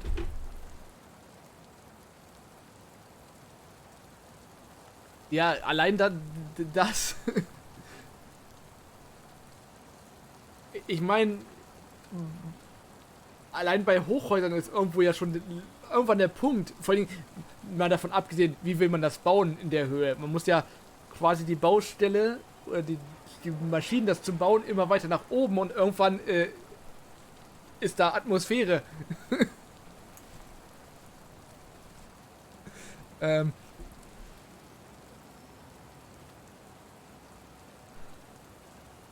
Ist das Ende der Atmosphäre vorne so.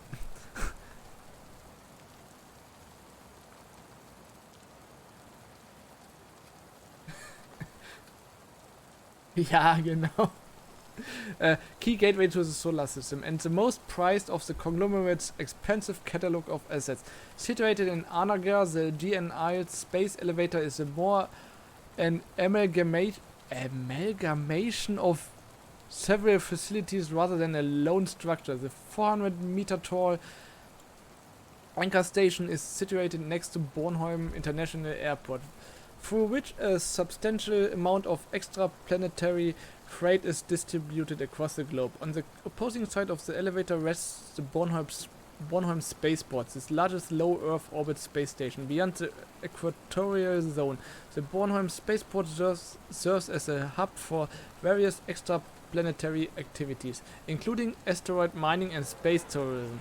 The two stations are connected by a 350 kilometer long diamond nano thread tether supporting a pair of climbers used to transport both freight and people into orbit. Okay. At the time of its construction, the GNI space elevator was the single costliest infrastructure project ever undertaken. The first of its kind, a non-equatorial space elevator supporting a low Earth orbit station, the megastructure proved an immense engineering and logistical challenge. The sheer quantity of raw materials and manpower required to build such a monolithic structure prompted the conglomerates expanded Bornholm's work visa program and drafted new trade agreements with resource-rich African states. The space elevator was designed by renowned engineer Dr. Gail Nicola Eyre, who first conceived of the high-energy magnetic field technology pivotal to the function of the structure. Unlike equatorial space elevators, which achieve tension by leveraging the centrifugal force generated by Earth's spin, the GNI space elevator artificially generates tension by using two complementary techniques. Within the anchor station, the elevator's nanothread tether is affixed to a large titanium sphere suspended in a magnetic field. On the opposing side of the tether, the spaceport's orbit is maintained by ion thrusters. The anchor station's magnetic field and the spaceport's ion thruster are both managed by a sophisticated artificial intelligence system capable of making near instantaneous adjustments to the strength of both apparatuses. These tandem operations artificially create the tether tension necessary for the GNI space elevator to function as though it were located at the Earth's equator. Ja, okay, da sind wir schon mal wieder, da sind wir am Punkt, irgendeine Technologie, die in der Welt des Spiels von irgendwem da entwickelt wurde, ja.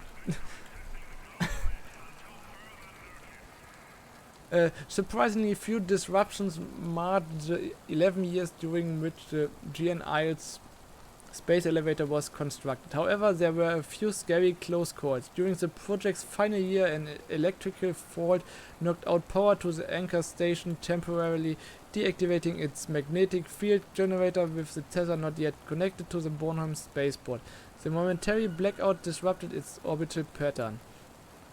It was only the quick thinking of Dr. Iles which saved the space elevator. Have familiarity with the malfunction technology allowed her to swiftly adjust the intensity of the magnetic field, thereby restoring the tether's ideal orbital pattern before gravity could collapse it into the Baltic Sea.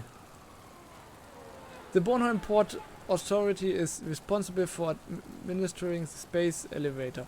With thousands of tons of freight passing through the GNI space elevator every single day, the Port Authority's main responsibility is to efficiently schedule climbs and descents. A challenging logistical task given the high demand for space on the climbers. The Port Authority is also responsible for managing security services both on the ground and in the spaceport. The GNI space elevator is a key feature of the conglomerate's holdings. It is inarguably one of the most lucrative assets, single-handedly generating tens of billions of credits in revenue every year. Ja. Gut, da haben wir schon mal unsere Erklärung für diesen Aufzug, aber ja, in World ergibt es Sinn, ansonsten This ja. shack is Hassa's home. She could have lived in my apartment the whole time. Especially during the years I was away playing Corp Merc. She prefers living in something she built herself, though. Says that's how it's done in Haven. No house? Just build a house. On a house. Ja, so wie es in dem Text da drin stand mit der Lore. Man brauchte Platz für ein Haus, also baut man ein Haus auf ein Haus. I'd better leave Hussar's shack alone. I wish Hussar would have accepted my offer of installing a proper security door in her shack. No, Evie, a bullet in the head is much cheaper. Sometimes I think she's straight out of a bad action flick. I wish... No, Evie. Hey, Hussar! Wake up, you booze strike. Time to give me some meat space cover. Great. She's probably still asleep. I'll try calling her.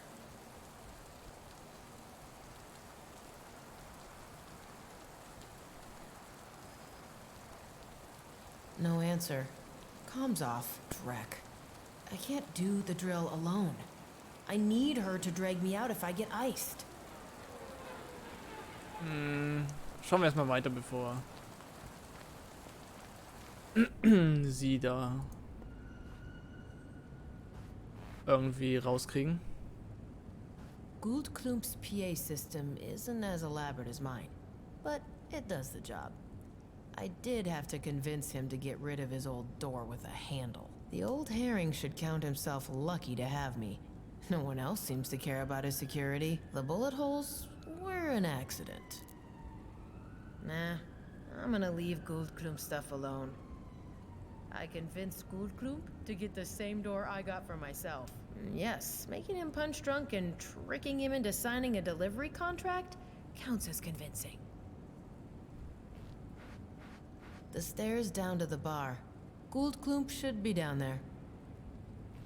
The stairs up to the roof. Hussar lives there. Speichern. So.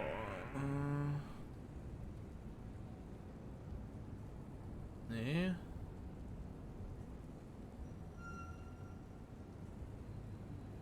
Ach so, doch, hier hätte ich draufklicken. So, Foxina. Ja, hier steht so. Foxina. Foxina the cat was found late on a Friday night by Eevi Rinasdottir in a dank alleyway located behind a local bar. Together with her plant, which she later dubbed the lone survivor, though she always preferred the companionship of animals to humans. After all, animals rarely attempt to das ist ein Wort zu viel. To steal one's belonging at gunpoint. Foxina came into Eevi's possessions under quite bizarre circumstances. On the fateful night years ago, Foxina was cornered by a pack of ravenous rats desperately fighting for scraps tossed into the alleyway by the bar's feckless cook. Eevi lurched into the alleyway, having consumed an ungodly amount of Nova Coke and alcohol. Completely tripping balls failed to accurately describe her stupor. In her drug-induced haze, Eevi mistakenly thought the scraps strewn across the concrete were parts of a delicious meal. She was determined to grab them all for herself, in an act which would have almost certainly evoked feelings of pity or contempt from any potential onlooker. Eevi threw herself into the fray to scavenge the discarded food. The rats quickly dispersed into the shadows, recognizing that a battle with a human would be about as balanced as a USCA's federal budget. Budget, glaube ich, wird ausgesprochen. Auf Englisch. Foxina, on the other hand, didn't flee. Observing Eevi stuffing the filthy food and the discarded plant into her jacket, the hungry cat instead decided to follow her home. Eevi, still barely able to recognize the most basic of sensory stimuli, only noticed Foxina's presence the next morning, finding the cat curled up next to her. 1 year later, Foxina has become much more than a regular visitor of Eevi's apartment. Both Eevi and Foxina enjoy each other's presence greatly, with Foxina providing a bit of stability in Eevi's life and Eevi providing a warm, safe place for a cat that might otherwise be consumed by the cold steel jungle of Bornholm. Mutually beneficial agreement apparently still exists, even in this world. Okay.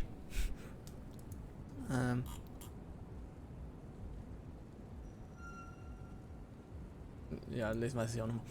Technology. In the year 2155, Earth is a very different place than what it was just 100 years ago. In every... War verwirrt, habe ich gerade ein Steam Achievement bekommen? Weiß ich nicht. In every direction that one turns one's head, there's numerous technological marvels to behold that the people of previous centuries couldn't even dream of. Holographs, androids, and sophisticated cybernetic replacement for every human body part are only the tip of the iceberg. No matter how much things change, though, some things will always stay the same. Especially for the poor, oh. Ist das hier schon ein Hint, wie viel da hinkommt? Especially for the poor, the technology meant to better humanity is still out of reach. It's not uncommon for the lowest strata of Bornholmian society to live in a dilapidated architectural nightmares that even medieval peasants would not voluntarily inhabit. Ja. Also, ist das nur Zufall oder... Ne, hier geht glaube ich einen Schritt weiter als bei der Technology. Ja. Also man sieht auf jeden Fall wohl, wie viel Sachen da einem fehlen. Hier gibt es auch einiges und dann in den einzelnen Dingern gibt es... Oh. Ja, hier kommen wahrscheinlich noch Hussar und Guildklump hinzu. So, World Current Affairs. World Current Affairs. The world of 2155 is a fast-moving place. Since the advent of near instantaneous global communication, the pace at which world events happen and resolve has ever increased. Almost no individual is capable of keeping up with all major events on planet Earth. And even big organizations meant to stay in touch with the Zeitgeist. Es gibt Zeitgeist im Englischen. Also... Ich finde es interessant, was für Worte es im Englischen gibt, die aus dem Deutschen kommen. Ich weiß, dass es da ein paar gibt, aber manche wusste ich gar nicht. Which the Zeitgeist have a hard time interpreting all the dynamic global puzzle pieces that make up the greater news cycle. Climate. Predictions in the 20th century of a future worldwide climate crisis came to fruition. Yeah. In an unexpected manner due to the unforeseen natural phenomena.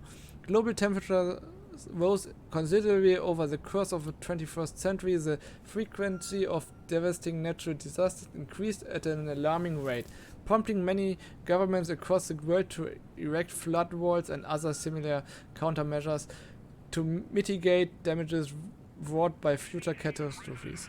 Similarly, advances in GMO oder Zero technology ensured Earth's population would not succumb to famine. Ich weiß nicht mal, was GMO, GM0 bedeuten soll.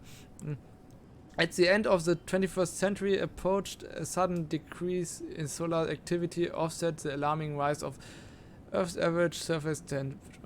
Okay.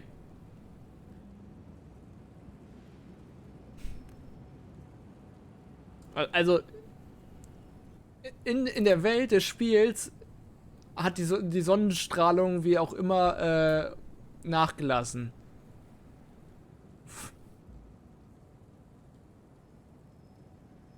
Interessant.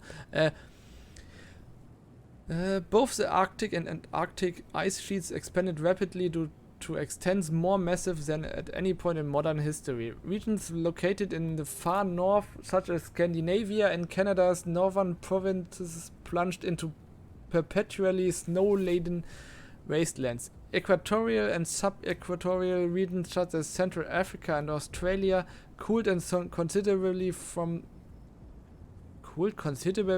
their often scorching base climates. Technological advancements averted another major environmental issue, the marine plastic debris crisis. Plastic dissolving enzymes in bacteria were released into the oceans in 20,000s. Ich weiß tatsächlich nicht, wie man solche Zahlen ausspricht im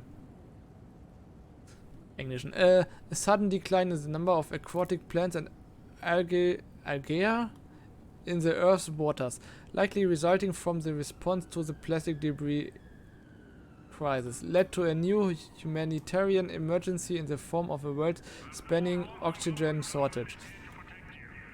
Brazilian oxygen factories have become an absolute necessity for the continued survival of humanity, with similar industries being expanded around the globe. Measures to maintain climate stability, such as atmospheric scrubbers, are currently being researched.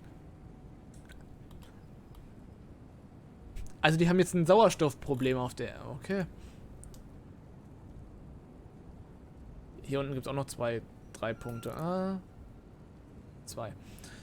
History. Ja, okay. Mache ich erstmal noch ein bisschen weiter und dann lesen wir uns mal die Geschichte durch. Und dann habe ich, glaube ich, alles gelesen, was ich Stand jetzt habe. Society wäre hier... ja gut, das lesen wir hier noch kurz mit Society. Das ist nur ein Satz hier. Ein Absatz. World Society. Bornholm, Europe and the rest of the world underwent a significant amount of societal changes and trends in the last 200 years. Both the field of philosophy and sociology were rattled by the various technological advances and socio-economical shifts that happened in a short period of time. In the case of Bornholm, the advent of the Android society and the Scandinavian refugee waves are considered the major contributing factors in its ongoing societal ich mal so aus, keine Ahnung, Evolution. So, jetzt muss ich mir aber erstmal was zu trinken eingießen.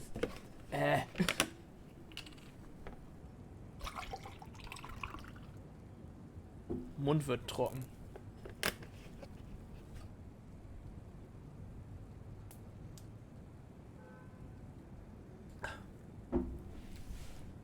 So, dann gehen wir mal zur Bar. I shouldn't go down yet. First thing is to ask Hussar about today's drill. Okay, also ich muss Hussar irgendwie erreichen. Hussar! Wake up, you Reserva-Svenska! Sleeping like a brick, apparently. Hussar! If you don't wake up, I swear I'll shoot the door. Not a chance. Ist irgendwas Wichtiges hier?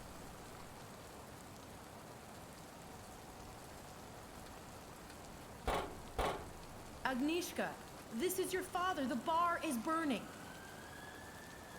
Okay, that was a bad one.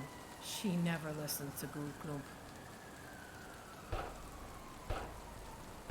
Get up, Hussar. The Russians are invading. Okay, I'm awake. You can stop shouting out for Jerry. Was pinging, Sparrow. My head hurts like a sledgehammer used it as a breeding ground. You promised you would meet guard me on today's drill. You still up for that? I tried calling you. You come off or something? What in Thor's underpants happened yesterday? What did we do? Ja, ich möchte wissen, was passiert ist. You think your father's gonna loop my head off for missing my shift? The clothes you hung up yesterday are soaking wet now, by the way. Erstmal das. What in Thor's underpants happened yesterday? What did we do? That is a very good question. I don't remember much either. We started drinking some fancy new nano cocktail. You tried, pathetically, to flirt with that rogue andro. Don't judge. I always judge. At one point, I had to scare some gangers away. And when I came back, you were taking a bet about being able to hack some node I never heard of. Then all I remember is you on the floor twitching like you've been iced and us all laughing at you. And more drinks. Now that I say it like that, you okay, sis? Nein. No. I've been hearing a strange voice in my head. I thought it was the drugs at first. But you didn't mention any. There weren't any. Then I'm not so sure anymore what this is. Maybe I got fried. Gonna need to check my deck. Ice-induced psychosis is the last thing I need right now. Better do it quick, too. Anything else you want? The clothes you hung up yesterday are soaking wet now, by the way. What clothes? You must have hung up your clothes when we came back up yesterday. Don't worry, though. I saved your favorite shirt. Thanks, sis. No idea why I did that. Oh, if I weren't a walking corpse, I'd punch myself. Keep it safe for now. I'll collect it later. You got it.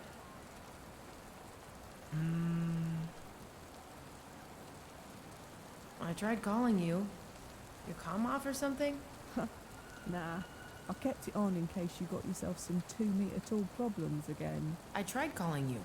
Net connection was off. Nonsense. I know I didn't turn it off. Let me call you. Your comm is offline, not mine. You still on drugs, Evan? Impossible. I'll check.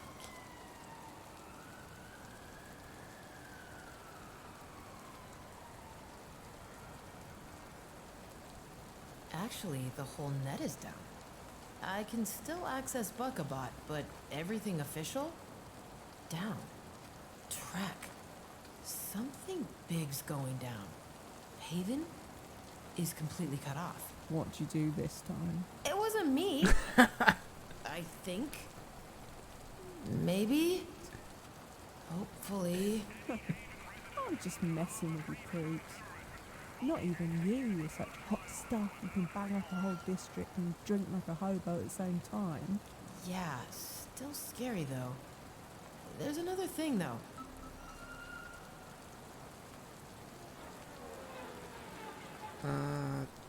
Das. You think your father's gonna lop my head off for missing my shift? Yep, Trek. yep. Shouldn't you be downstairs right now too? At the door? Yep, So he's gonna lop off your head too? Yep. yep, Trek. yep. Thanks for the stimulating exchange. Yep. Yep. Ah.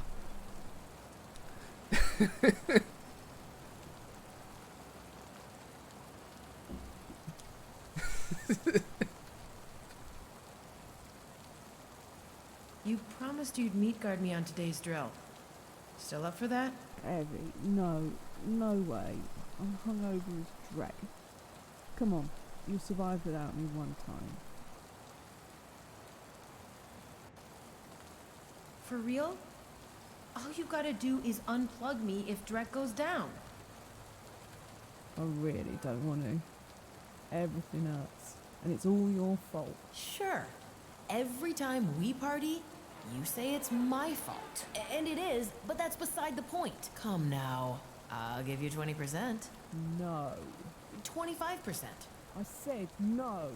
Now go away before I punch your lights out, sister. 30%? 30% and you get me some proper air of the dog. They say to always start with what you stop with. Bring me that. But I have no clue what we had last night. Neither do I. Not my problem. Gah. You're the worst. You know that, right? You're the worst, too. I'll be going, Huss. See you later, Sparrow. Achso. Die neuen Dinge lese ich jetzt immer sofort. Wo war das? State of Born, oder? Nee. Technology, da. Buckabot. Buckabot is an illicit telecommunications satellite in Oh, das sind hier Worte, die ich im Leben geosynchronous orbit over Europe, located above the former Baltic states, originally one of the several commercial satellites providing network coverage to the Baltic. A series of technical failures threw Buckerbot into disarray, exposing it to the intrusions.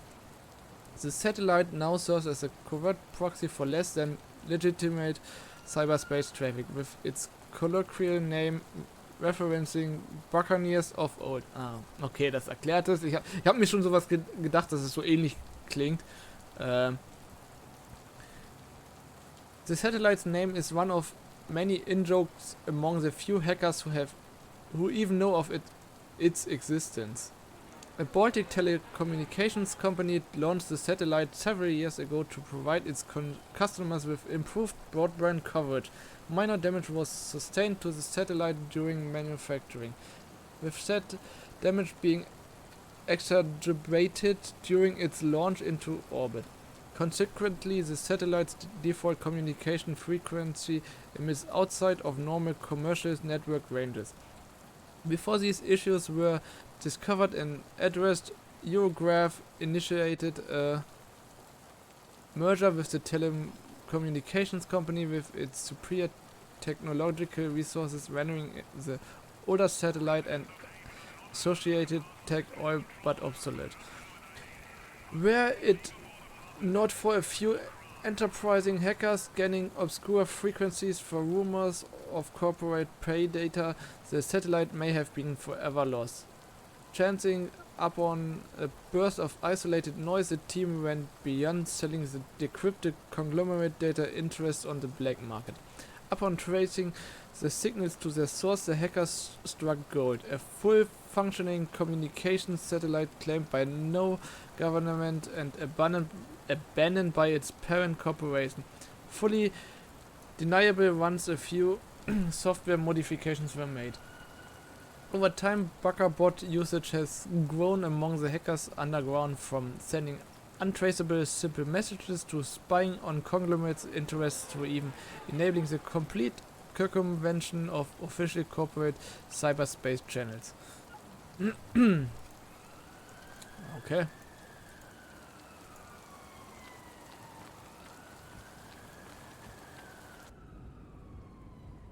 Jetzt kann ich doch so mal, ja.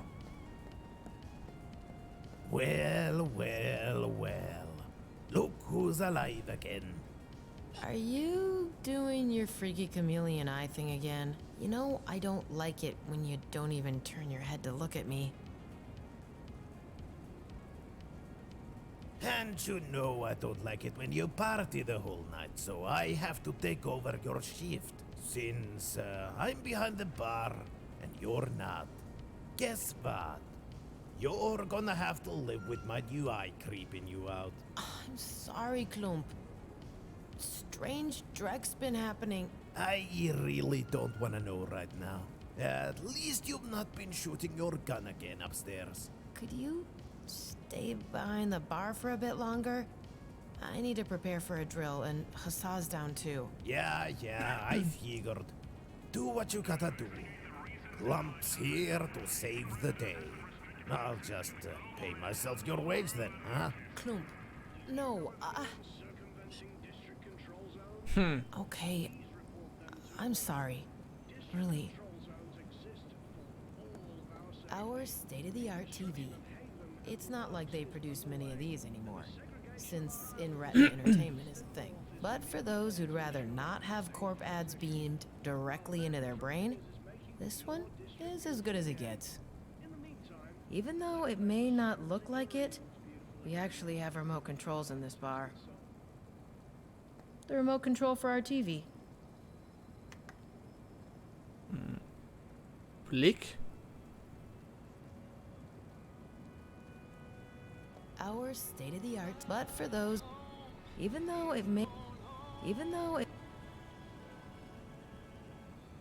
haben wir da noch für Sender? I'll be emailing about this when I think of something.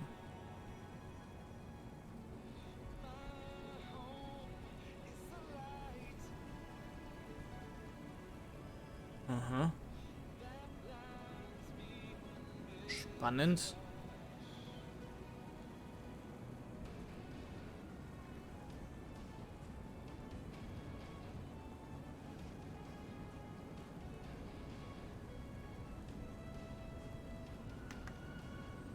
Destroyed Wild.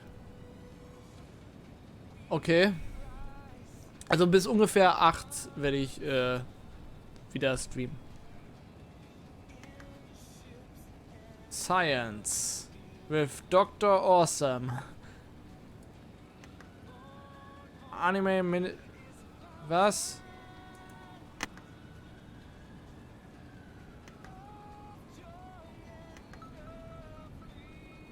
Notable Person Chip Micro?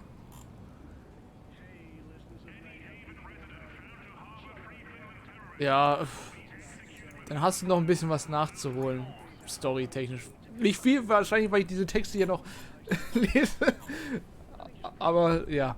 Chip Micro. Chip Micro is Bornholm's most illustrious news anchor, developed by Mitsutomo and licensed to the Bornholm News Network, BNN. Chip Micro belongs to Mitsutomo's third generation of news reporting androids.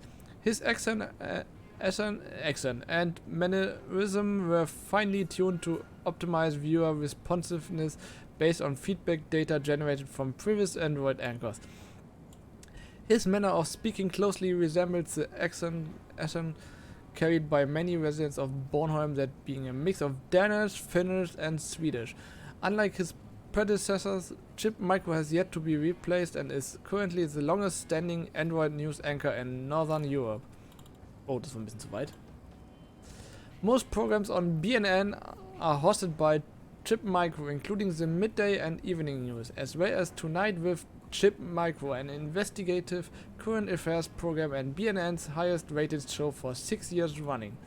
Chip Micro's well-documented ties to the conglomerates have led some to consider his program, and by extension BNN, an untrustworthy news source. Embellishing of facts on Chip Micro's shows is a routine occurrence according to several impartial watchdogs, and stories of corporate corruption disseminated by smaller blogs and independent journalists are seldom covered on his program unless they pertain to the conglomerate's competitors. As one of Bornholm's better known personalities, Chip Micro resides in a 2-story penthouse in Rouen, which was featured in Maximum Voltage magazine's Lofts to Envy. Of particular interest to the magazine was an enormous marble fountain standing in the center of the penthouse, topped by a statue of Chip Micro himself. Okay. The access panel of our security fridge. If it's powered, it should open with my fingerprint. The bar toilets. I use mine upstairs, though. The germs in there are about to found a new civilization. I don't want to disturb them.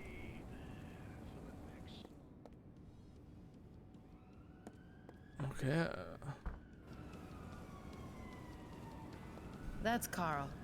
Carl talks too much. Carl talks too much, okay. Our hollow dartboard. Its big plus is that you don't need steel darts like traditional ones do. Less pierced skulls that way. I love darts, but I have more important things to do. Later, though. Our music control system. We changed the soundscape of the bar with it. Bornholm has one radio channel. Radio Peak Bornholm. Changing the channel would do nothing. Our maintenance room. Without the cleaning stuff inside that room, we could probably camouflage our bar as a bomb crater. But looks like the door doesn't close again either. Guess Huss has to pay extra attention later. Oh. Da ist eine Menge noch zum Anschauen. So. To first floor. Oh, da ist die Ratte. We just call him the aristocrat. He's very secretive with his name. Says he's an important entertainment exec. The dreck he is. Ist hier noch irgendwas? Hey there. Everything fine? Very. Our new TV show is about to debut on Bornholm 1. You have to watch it, Evie. What's its name? I'm afraid it's too early to tell you that, Evie. I'll keep an eye out then. Hey there. Everything fine? Very. Our new What's its name? I'll keep an eye. Okay, mehr sagt er dazu nicht. We keep this ancient TV for the same reason I still have some of that stuff in my apartment. There's definitely no corpse spyware in there. When things best not shared with the world go down in here, we switch to this TV instead. Not in the mood for that retro feeling. Hey, Carl. Eevi, did you ever want to change something? What? Everyone wants to change something. All right. Unfortunately, change always comes from the top. And I don't think you are the top. Are you? I'm gonna go now, Carl. Hey, Carl. Eevi, did you... What? All right. Unfortunately. I'm... Ich mach mal einen zweiten Save. So. I love our bar counter. I had drinks on there, I slept on it, I slept with someone on it. It's such a useful multifunctional surface.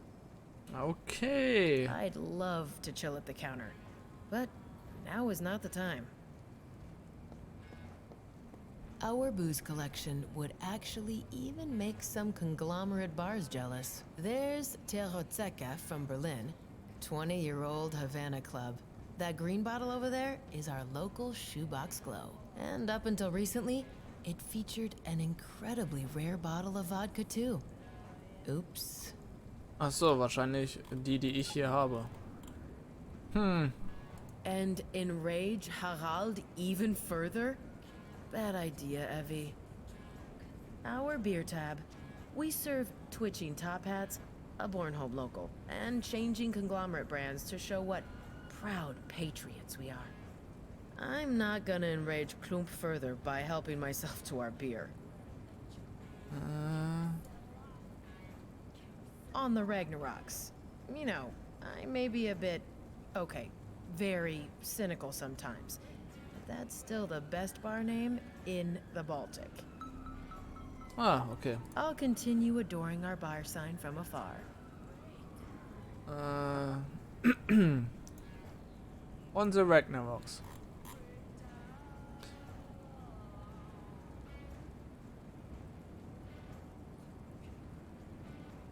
Moment, habe ich das nicht irgendwo schon mal gehabt hier? Achso, hier. Ragnarok Tenants. Okay. On the Ragnaroks. On the Ragnaroks is a well-known bar in Haven, owned and operated by Harald Guldklump Sokolov. The ill-reputed establishment employs Eevi Rinasdottir as a bartender and Harald's daughter Agnieszka Husa Sokolov as its security guard. The bar's name is derived from Ragnarok, an event in Norse mythology which marks the end of the world. The building itself was once a former Danish military installation, established before Bornholm's transformation into Europe's most important city. Formerly the only occupied dwelling within a 1 kilometer radius. On the Ragnaroks is now situated... Was? Ich dachte, da wäre gerade eine Spinne oder so auf meinem Schreibtisch. On the Ragnaroks is now situated within a dense urban landscape. Throughout its tumultuous history, what would become the Ragnaroks successfully withstood the tides of societal change for over 150 years. Not much is known about the first few owners of the building, who acquired the site after the Danish military relinquished ownership. Similarly, little is known about how the building was used in the decades following. What is known is that 30 years ago, a young Guldklump first visited the site when it had already been converted into a bar. Managed by a chapter of the New Norse Church, the bar had turned into a meeting place for young dreamers hoping to revert the island back to its rural, pre-industrial state. Ultimately, they hoped to declare Bornholm a protected European nature reserve maintained by the New Norse Church. Unfortunately for the young idealists, reality rarely makes accommodations for such lofty dreams. The New Norse Church was soon declared a terrorist organization, and its members were incarcerated in a nearby Gutjam? Keine Ahnung. Harald, having long been a Shrewd businessman sees the opportunity presented to him and occupies the building by force, enlisting the help of a local street gang previously barred for the open mockery of the church's noble cause. Through keeping the gangsters on his payroll and transforming the bar into a hub for fixers, mercenaries, and other looking for a discreet meeting place, Harold established himself as the new owner of On the Ragnaroks by staying true to the mantra that might makes right.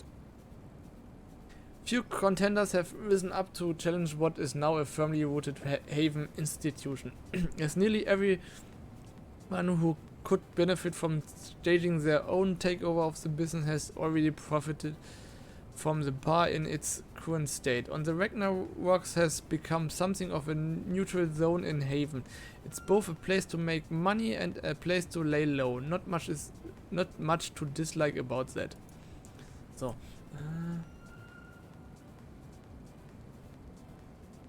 Nur noch die History fehlt, stimmt's? Ja, das habe ich gelesen. Ja, dann lesen wir noch die History jetzt auf jeden Fall. Dann haben wir schon mal alles gelesen. Jetzt nur noch die aktuellen Sachen lesen muss. World History. The State of the World in 2155. Europe ultranationalism took root in Europe as the European Union became increasingly authoritarian in the eyes of the populace. This growing dissent led to the eventual collapse of the European Union, followed by years of turmoil.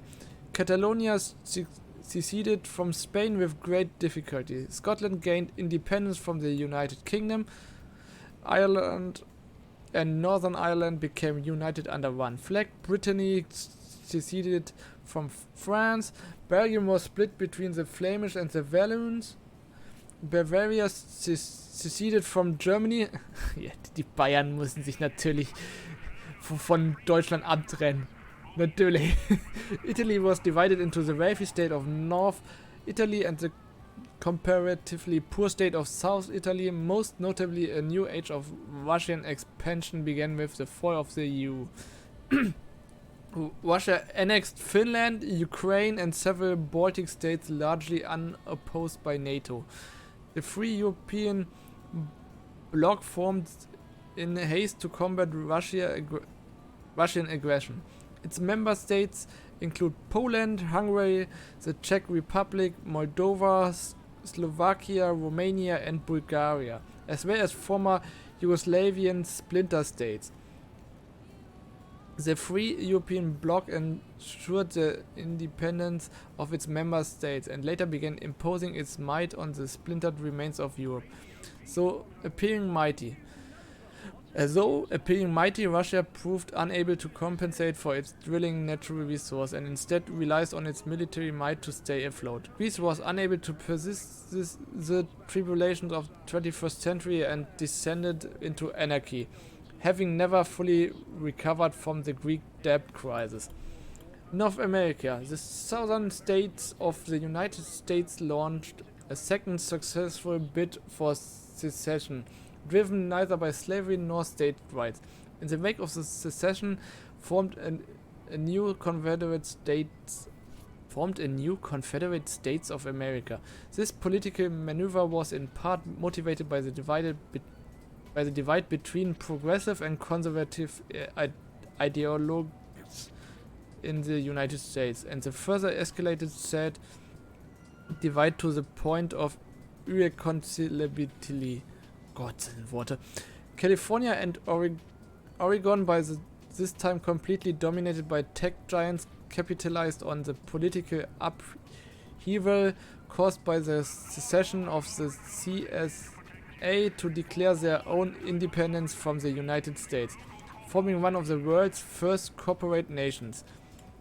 Facing renewed competition on the North American landmass for the first time in several centuries, Canada and what remained of the United States merged to form the United States of Canada and America. Thusly, a new American juggernaut was born. Asia. Following the annexation of Taiwan, Mongolia, and the Koreas, China's status as a global superpower became undeniable. China is now governed by a unique ideology known as capital communism, and remains one of the very few nations not directly or indirectly under the control of corporations. Despite having the second strongest economy on the earth, in a bid to remain competitive on the global stage, India annexed Pakistan under the pretense that its subjugated Muslim population was responsible for the country's economic woes. Japan experienced what has been dubbed the second boom era, spurred by its thriving entertainment industry, which dwarfs even Bollywood and Hollywood. The country's recent growth has been credited to the immense popularity of Japanese pop culture in the West. Ein Hoch auf Anime! Due to the perceived threat of China, Australia voluntarily opted to become a USTA protectorate. Africa. The coastal nations of East Africa have become de jure protectorates of China following waves of significant Chinese investment. These actions have been undertaken by China to secure a future flow of national resources from this region and gain access to a relatively cheap workforce. The second age of imperialism, as dubbed by the inhabitants of East Africa, has left said population once more impoverished and under the heel of a foreign power. South Africa remains an independent state but has devolved into a fascist regime following a prolonged ethnic cleansing campaign within its borders. West and Central Africa exist in much the same state as during the 21st century. Though small skirmishes are common and led to frequent border changes, often steered by corporate interests. Middle East. After the oil... Oh, das ist... Oh, das ist noch ein bisschen was. After the oil field of the Arabian Peninsula and neighboring regions were depleted. The Middle East descended into an anarchic war zone, devoid of all previously drawn national borders. Western presence within the region has been sporadic, with all attempted incursions only spurring further violence. The United Arab Emirates stands as one of the region's few stable states, having transformed its economy in the 21st century within a focus on tourism.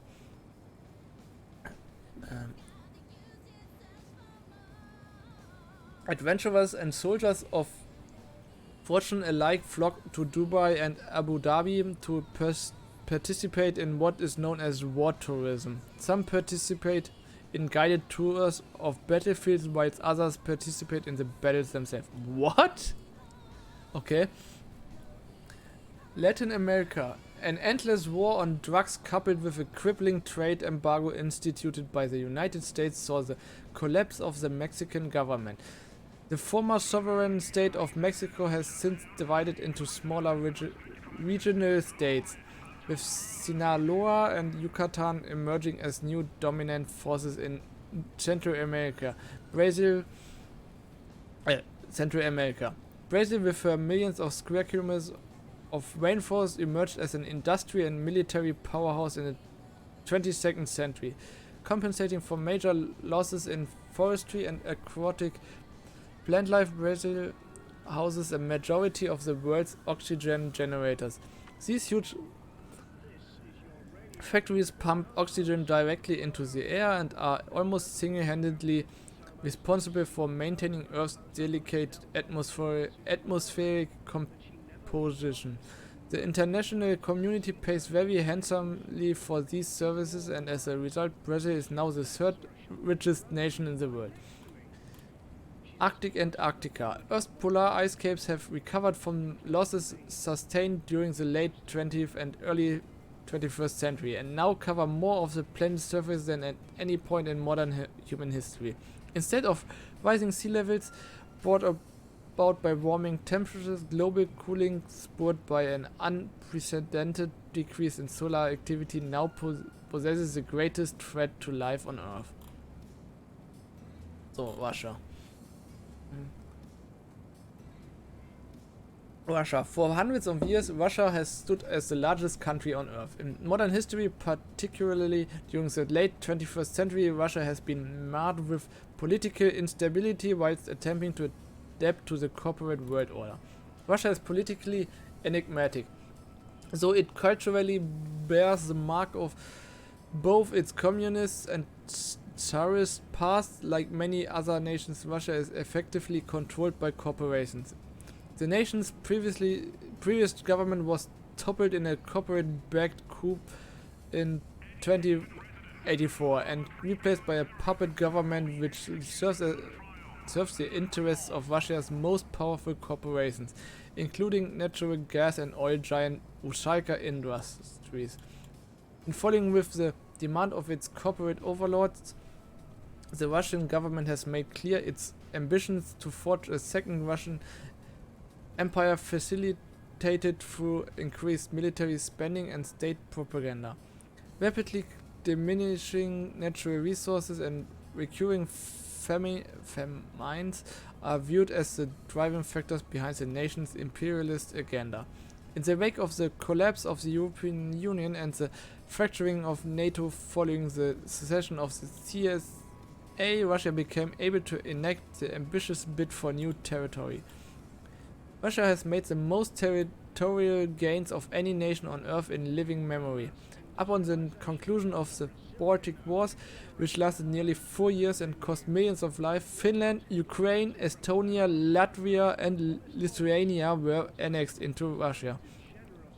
In the aftermath of the Baltic Wars, Western Europe was confronted with the largest refugee crisis in 50 years, as millions fled Eastern Europe to escape the Russian war machine. Russia's policy of hostile and untempered expansion has caused the nation to become the subject of several international sanctions. Most Western European countries have ceased all trade with Russia. France, Germany and the United Kingdom have taken further steps to oppose Russia by establishing permanent military bases in Poland and Serbia to ensure the countries don't fall should another war break out in Eastern Europe. The Free Europe bloc, comprised of Austria, Hungary, Poland, the Czech Republic, Moldova and several Balkan states, arose in response to Russian aggression shortly after the conclusion of the Baltic Wars. The military coalition is both diplomatically and financially supported by much of the West. Tja.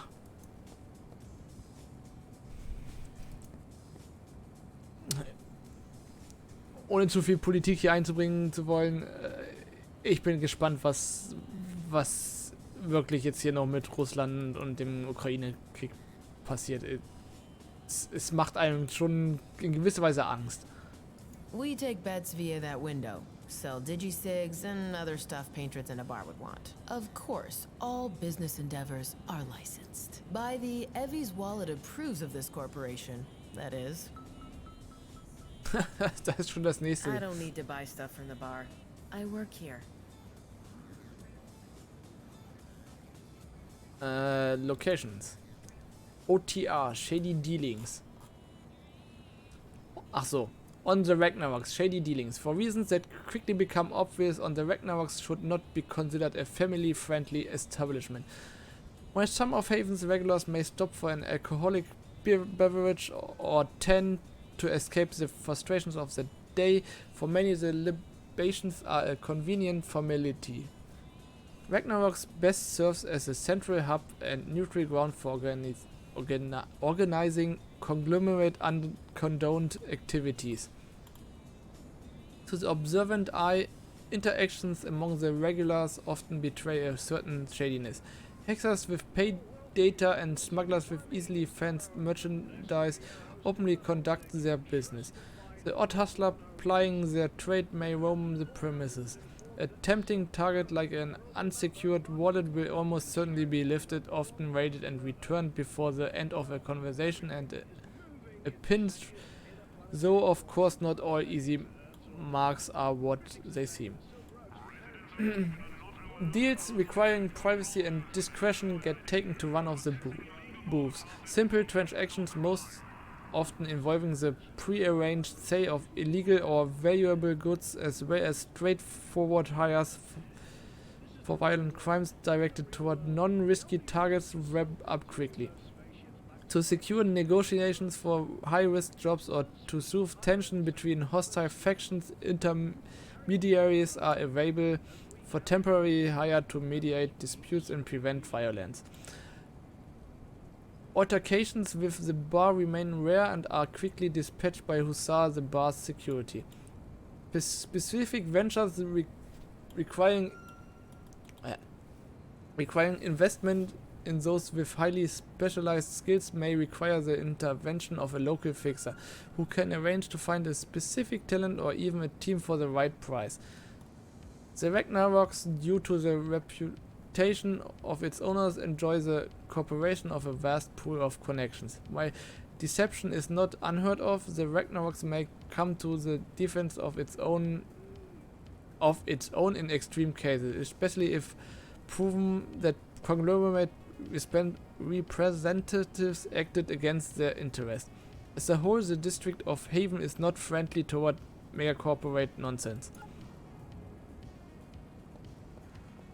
An Alpine Sunrise ad.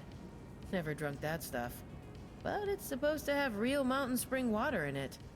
What a waste. Holograms are immaterial. We just run this holo in case Corporal comes by. Everyone here's loaded. We just run this... Lieutenant Hunt. Works for some B Corp in the works. Hard pass. Dude doesn't like talking. Name's Kai Elspass. He's a nurse at the street dock next door. You good, Kai? I'm excellent. Thank you, Eevi. How's your health? Not worth mentioning. Ha! You better take care of yourself, young lady.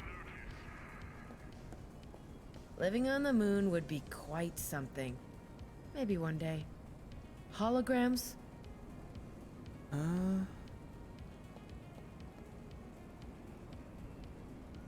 Kreide mitnehmen? The bar's chalkboard. We use it to organize android death derby bets and other such events. Sometimes I draw Hussar sitting on Gould Klump's face. That usually doesn't go so well with the two. Verstehe ich nicht. Perhaps another time. He calls himself Lake Colubius. He's a bit of a know-it-all. Die Bar ist ja I wirklich still riesig. think allowing teenagers to drive air vehicles was a decision that will bite the conglomerate in the buttocks one day. Hey, Lake. How's it hanging? I have a PhD in chemical engineering specializing in biomaterials. Things don't hang for me. Okay, nice talking to you. So, hatten wir die schon? An ad for Mitsutomo's engineering division. Ironic, considering that the only division we see in Haven is the security division. Wie Werbungstexte gibt's denn da? Schon ein paar. The door to the outside. Being outside is not in my vocabulary today, though. The door to the outside. So, da steht noch wer. Wer ist das? Elsie Junker Hollestein. That's Elsie, local, specialist. I dig her ears. Hey, Elsie. Hey, Eevi. You want a good deal on some salvage chrome? I'm good, thanks. Hey, Elsie. Hey, Eevi. I'm Okay, good. die sagt nicht mehr. Okay.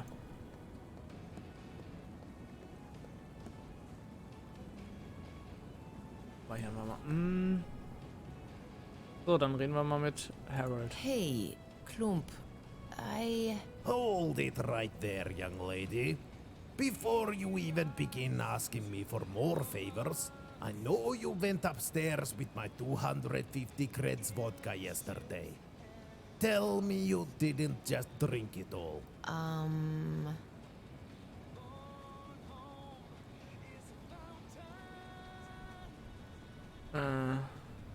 Sind wir mal ehrlich. Actually, I did. I messed up yesterday, Klump. Girl, you're past your 20s. You're hot stuff in the net, and you worked for a megacorp. And you still behave like a drakehead teen. What in Loki's name is wrong with you? I don't know. You're the best, Klump. But I can't stand being back in Haven anymore. And I can't stand having to do milk run drills. As if I were a green noob again. What do you expect? No, sorry. I know what you expect. Never mind. I'll pay for everything. Oh yes, you will pay. And then you'll stay sober for at least a week. A friend's leaving for a short contraband run next week. You'll be on that ship. Get a break from this place. Thanks. I could use that. I'm really not trying to screw you over, Paps. Yeah, I know. But the way you behave right now, I think I'll have to keep you on a short leash for a while. So, what did you want? Oh. Us wants to make her doing any idea what... Erstmal wissen, was los war. Hassad couldn't tell me much. What happened yesterday? Oh, heavy.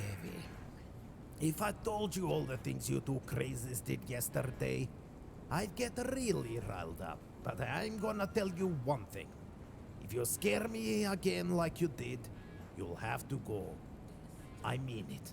You scared? You weren't even scared when your face was pushed straight into that hover car's exhaust stream. But that was me. Faces can be replaced. You can't. Hassad told me I was trying to hack into some node from the bar? Not any node. You said you'd be hacking into Bornholm Orbital. You wanted to hack into a friggin' space station. Yes, exactly. You were thrown out before I could even react. Girl, I know our world's kinda screwed. But what you did was pretty much suicide by corp. Don't ever do that again. I don't care how drunk you are. Don't do it. But And what happens 10 minutes later? Bornholm satellite net goes down. I just hope for our sake that wasn't you too. I couldn't even do that in my dreams, Klump. I'm sorry I scared you. I'm a dreckhead. At least you're a dreckhead with a heartbeat. Okay. What's all this about a satellite shutdown? Well, minutes after you were almost fried by your drunken hack, the geosats over Bornholm went dead. Looks like the conglomerate are routing all data via their proprietary sats now. But they excluded Haven from their net. Guess it's to prevent slum pirates like you from screwing their dreck up right through the front door. That is, if you aren't the cause to begin with. I mean, you go on a suicide dance with Black Eyes, and minutes later, all hell breaks loose. I can't be the reason, Klump. How would I do that? Shut down whole satellite arrays? If I could do that, I'd be rich as Drac. Or dead. Or both. I sure hope you're not hot enough for a dropship to appear over our roof soon. Anyway, shoeboxers are adapting, or are just staying off the net. Rest of town has a couple of bandwidth problems as it seems, but nothing major. Still, if you wanna drill out today, better be extra cautious. Conglomerate security is gonna be patrolling data lanes like crazy right now. Since when have they promoted you to Admiral Obvious? Thanks for the heads up. That's all really strange. But I know how to protect myself. All's gonna be fine, Klump. Uiuiui. Vielleicht weiß er das mit den Stimmen. I've been hearing a strange voice in my head. Did I mention anything yesterday? A voice? What do you mean? Is your conscience suddenly talking to you? No, I mean it. It's a female voice, and it sounds confused. Every time it talks, I get a bad headache. It started right after I woke up earlier. Sounds like you caught a severe case of machine spirit. I've seen the Warhammer novels in your library that you're trying to hide from us. The Mechanicus aren't real, Klump. There's no machine spirit. Come on. Did I say anything yesterday about a voice? You didn't. But if your brain is as fried right now as you looked yesterday, it's likely just your neurons being on rehab. You're probably right, but it feels strange. It feels as if it's me that's talking, just with a different voice and disoriented. Projecting your consciousness into orbit will do that to you, Eevi. Come now, it'll be fine. If I'm not worried about you for once, you needn't be. I hope you're right. But anyway...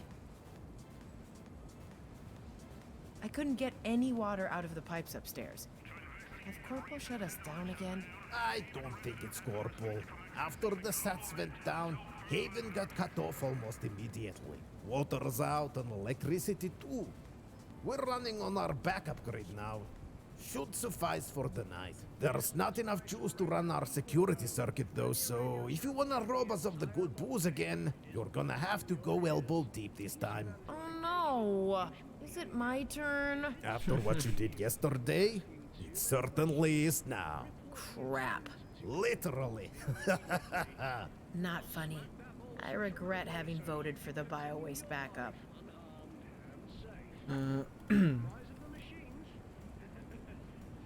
About that chameleon eye thing. I know I'm in no spot to complain right now, but it's really creeping me out. My new eye can track almost 180 degrees accurately. Why would I not use it? Because that's not how people look. You look like one of those cyber zombies when you do it. Am I embarrassing you? Yes. Then watch this. Klump, please stop. You're a living dad joke. You know that, right? Okay. Enjoy your stupid, creepy chameleon eye. Please tell me if you have any further issues with my behavior. I'm sure we'll come to a similar worthwhile solution. Oh, nice topic. I'm very sorry about my behavior, Klump.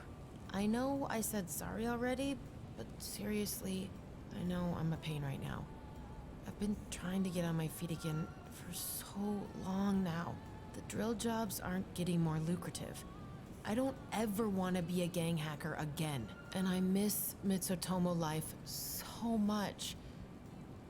I love you, Klump, but this is eating me alive.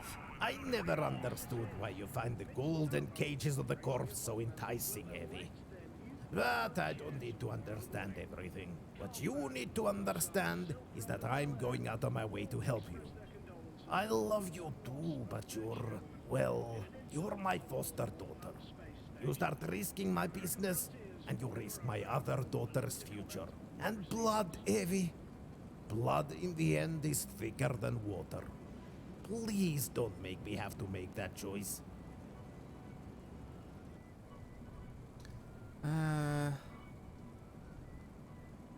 I promise you I won't. That is good to hear. Your family, Eevi, but the way you act right now, I felt it was important that you know what's at stake. So, was müssen wir jetzt für Rat Huss machen? wants me to make her the drink we had yesterday. Any idea what we had? What you had? What didn't you have? But yes, I think I know what she's talking about. You two called it Ruskum Snoosk. Of course, you only used ingredients from the security fridge because nothing's too expensive for the ladies, huh? I remember you two screeching about some Polish vodka. You're really in the mood for vodka lately.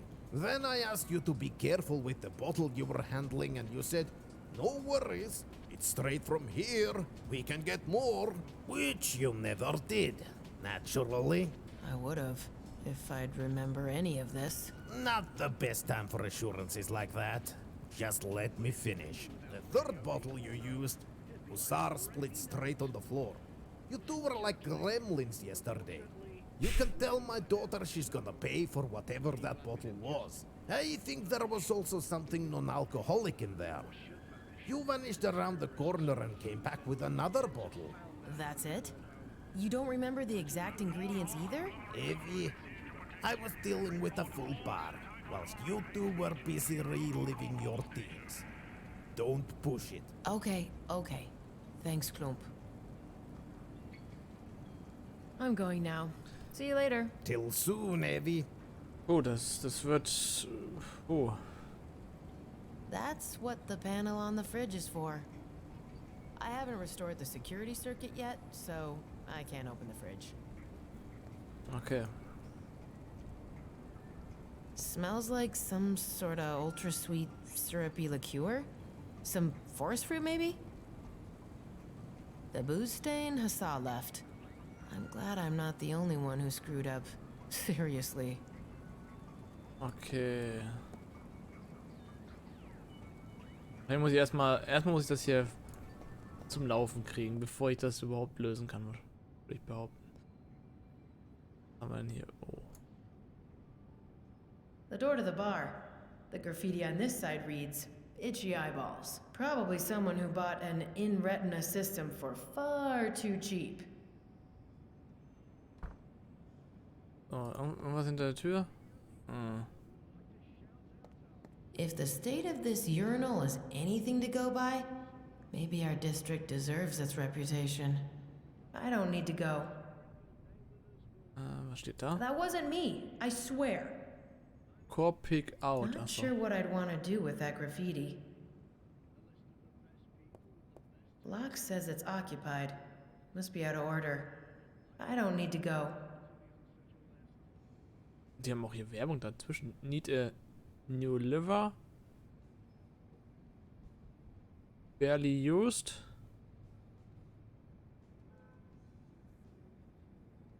Haven Clinic.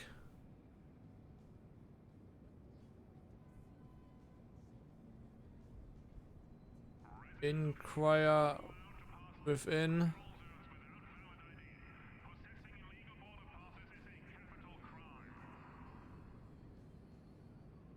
Übeltaxi. It's not, it's cubic. Not sure what I'd want to do with that graffiti. That hole in the door has a very funny and dramatic story behind it. Not that I remember it, but I think it included laxatives and a shotgun. No more shooting. If you break it, you pay for it. Or... Na. I don't need to go. So schnell war ich jetzt nicht. Judging by the smell coming from inside that stall, someone was surprised by the sudden lack of running water even more than I was. Da unten stehen doch... I don't need to go. Okay, dann hat es damit nichts zu tun. I think it was me who sprayed that graffiti on the door. What can I say? Sometimes when I drink, the activist goblin in me comes out. Thankfully, I forget all about that nonsense when I sober up. Ja, gut. I don't need to go. Achso, ich habe ja hier noch ein Dings, was war das?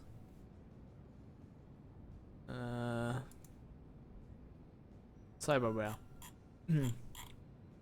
Cyberware. So simple and non-invasive prosthetics still exist in the world. Cyberware devices directly linking mechanical implants to the human central nervous system are very popular among those looking to radically change their bodies. From direct neural interfaces such as cyberdecks to enhanced neurosensory implants coupled with interfaced cyberlamps accommodating weapon mounts and even speed and dexterity enhancements, consumers dissatisfied with their natural limitations are starved for choice. Indeed, in the case of fringe cyberware enthusiasts, the line between human and machine can often become blurred. High demand for such enhancements has fostered fierce competition between cyberware manufacturers. Widespread competition, along with technological innovations, has enabled cyberware to become more affordable. Expenses for these goods still run high. Poorer citizens often risk their body safety when visiting underground shops to acquire for a questionable knockoff cosmetic installations or a factory rejected cyberlimb upgrade. The upper class may orient their lives around social acceptance or gaining a slight edge over their co-workers. For others, the right cyberware enhancement may be the key to upward social mobility or crucial for survival in the most dangerous neighborhoods. Unlicensed dealers often hawk malfunctioning bootleg gear to naive and desperate buyers. Such exchanges often end tragically, with buyers developing psychosis from faulty neural connections, sustaining permanent injuries, or even dying as a result of faulty cyberware. Gang leaders and criminal figureheads, as well as certain corporate directors and managers, brand their workers with chips and implants as a means of controlling their behavior and ensuring loyalty and silence. Black markets across the world even yield redware from harvested corpses as well as human donor parts, often teeming with infectious disease. Beyond discomfort, not all second-hand cyberware carries much risk, but discerning consumers should always remain vigilant. This is our bio-waste reservoir. It's as disgusting as it sounds. We use it to power the internal bar security circuit. It's a pretty safe method of protection for two reasons. One, almost nobody knows how a turd to power converter even works, so they don't bother. Two, it's a turd to power generator. Seriously, no one wants to even touch it. Okay, broken mirror. This mirror was broken when I came back here from Tomo. Considering how rough I probably look, I approve that this mirror is broken. When we actually have running water, some poor sobs wash their hands in those sinks. The bacteria on these faucets frighten even me. Hui. No running water. Remember, Eevi? Da muss also schon sehr lange nicht sauber gemacht worden sein. Oh, this is the worst day. The smell, by the love of all that is holy drac. Let's get this over with quick. Am I supposed to grab some of the drac with my bare hand? Not gonna happen. Achso, dafür habe ich doch mein Handtuch wahrscheinlich. The towel wasn't meant for that. Nicht?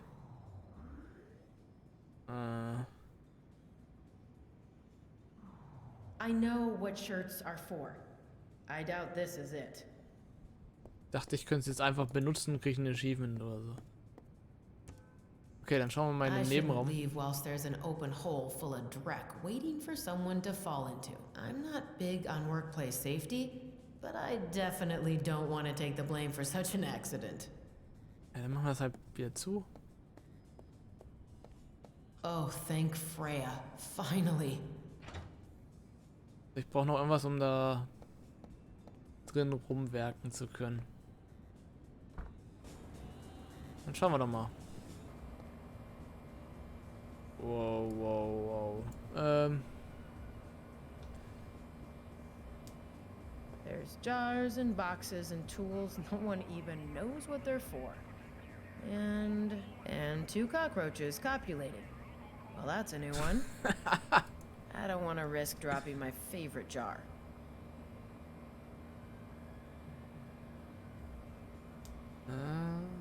Und Plastic Glove. Good idea, Eevi. You can never go wrong with plastic gloves in my business. Nein, falsche Richtung. All-purpose plastic gloves. Disposing of bodies, washing your dishes, stealing wallets. They have 1,000 uses. Also die brauche ich wahrscheinlich dann im Nebenraum. Hassa's favorite shirt. I rescued it from the rain. This is our backup motor for the main bar and apartments. Since we're cut off right now, it's what stands between us and living like we're in the Stone Age. Ugh, I don't want to risk the generator breaking down. Because that's what would happen if I touch it. So, Switchboard. The electrical command center of the bar. I usually let Hassa handle it. Because that thing just screams, I want to electrocute you. I'll abstain from messing with the electrics. Our bar's house beer brand, Twitching Top Hats. It's produced in the works by a strange, grumpy old dude. Beer's excellent, though. I prefer my beer cold. Our bio-waste generator. I call it BioWare, though. Sounds slightly less gross. It uses literal dreck to power the bar's security grid when we're cut off. Without this generator, our weapons locker, safe, and security fridge would be up for the taking right now. It's kind of funny. Every time a patron goes to the toilet, the bar becomes a safer place. Oh, BioWaste. It has to be opened through the keypad. The pad to gain access to the backup generator. We use the generator to power our security circuit, so restricting access is necessary. I wonder if the code is still 999999, or if my influence is finally taking hold in this bar. Ach so, ja, ich brauche erstmal den Code dafür. Guck mal kurz.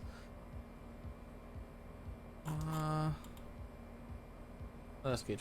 BioWaste. With the world's population continuing to balloon well into the 22nd century, sanitation and waste disposal is one of the many issues for which concern is growing. While many countries have adopted more effective waste and sewage treatment solutions, both financial backing and technology designed to support safe waste disposal do not exist universally, mainly due to the corporate disinterest. One lucrative alternative to traditional waste management involves processing waste products into fuel and electricity. An example of this practice includes harvesting gases born from landfill decompositions and collecting sewage to render into fertilizer and biofuels. From utilizing enzymes and chemical treatments in a septic style system to placing raw sludge in specialized superheated pressure cookers, early ventures in waste-based biofuels were tedious. Yeah. These outdated techniques of biofuel creation are still often used in poorer regions of the world and among businesses as a cost-saving technique. One notable example is the Haven Bar on the Ragnaroks, which powers its security bio-waste generator with near-defunct sanitation nanities aided by septic enzymes and beer yeast. Oh. A stash of Twitching Top Hats coasters. When we were little, Hassa and I would draw numbers on them and use them to play poker. I did run out of coasters upstairs. Oh, freezer? It's where we keep the bodies. Of the frozen fish that we serve the patrons. There's only frozen fish and stuff like that in there. Da ist noch ein bisschen was. Those shelves are filled with all kinds of stuff one needs to operate a bar. And lots of stuff no one needs at all. More of the latter than the former, I'd say. Aber was konnte ich da mitnehmen? Ah, Chainsaw. Goldklump says he bought it at a garage sale at some strange mansion. We don't even have a chainsaw. Haha, Manic Mansion Anspielung. I don't think I need anything from there. I don't know anyone with a chainsaw. Which, considering my circumstances, is kinda odd. Weil in Manic Mansion gab es eine Kettensäge. Wenn ich nicht. Also ich habe selber nie durchgespielt, aber ich meine, es war so rum. Da gab es eine Kettensäge, aber kein Benzin. Und in Zack McCracken habe ich auch nie fertig gespielt, weil ich das vor Ewigkeiten mal gespielt habe und da war mir das einfach zu schwer. Gab es das Benzin, aber keine Kettensäge, meine ich. Vielleicht war es auch andersrum. Auf jeden Fall ist es eine Anspielung auf die Spiele. Our storage inventory list display. Probably the most high-tech thing in this whole room. Warehouse logistics simulators never were my thing. Oh. A bottle of corn. A crazy old German woman gave it to us. We didn't open it yet because a crazy old German woman gave it to us. I don't want that bottle. That's nano booze. It's supposed to convert the content of the bottle into a new sort of booze every 24 hours. It's either not working, or Klump fell for a marketing scam. Knowing him and how his brain shuts down when booze is involved, probably the latter. I don't want that bottle. Some ultra-sweet cherry syrup. It's basically diabetes in a bottle. A destroyer of teeth. A human could probably run for a year on those calories. It's also an acceptable superglue. It's really, really disgusting. Dreck. I think I drank that yesterday. Dann nehmen wir das Good mit. idea, Evi. Glad I had a closer look. We definitely had this in our drinks yesterday. So. I think this bottle is from the 21st century. No one knows what's in it. But we keep it around anyway. Because, why not? I don't want that bottle. Was haben wir da? An ancient wine bottle. Stuff probably turned into vinegar by now. I don't want that bottle. So, A twitching top hats coaster. It's our house brand.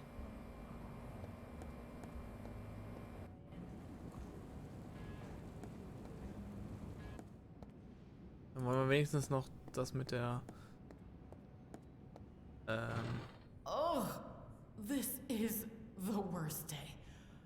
The smell, by the love of all that is holy drack. Let's get this over with quick. das müsste ja mit den Handschuhen jetzt gehen. Das mache ich jetzt noch. The gloves won't fit. Die passen noch nicht mal. All-purpose plastic gloves.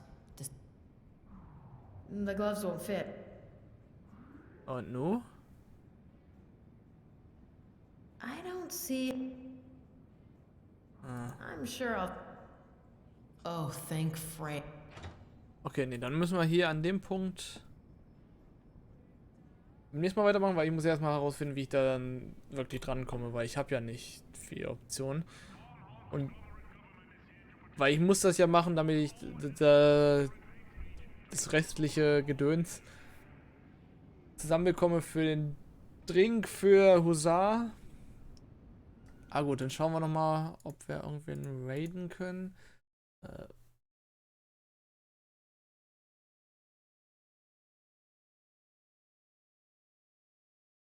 Sorry, Bud könnte man raiden.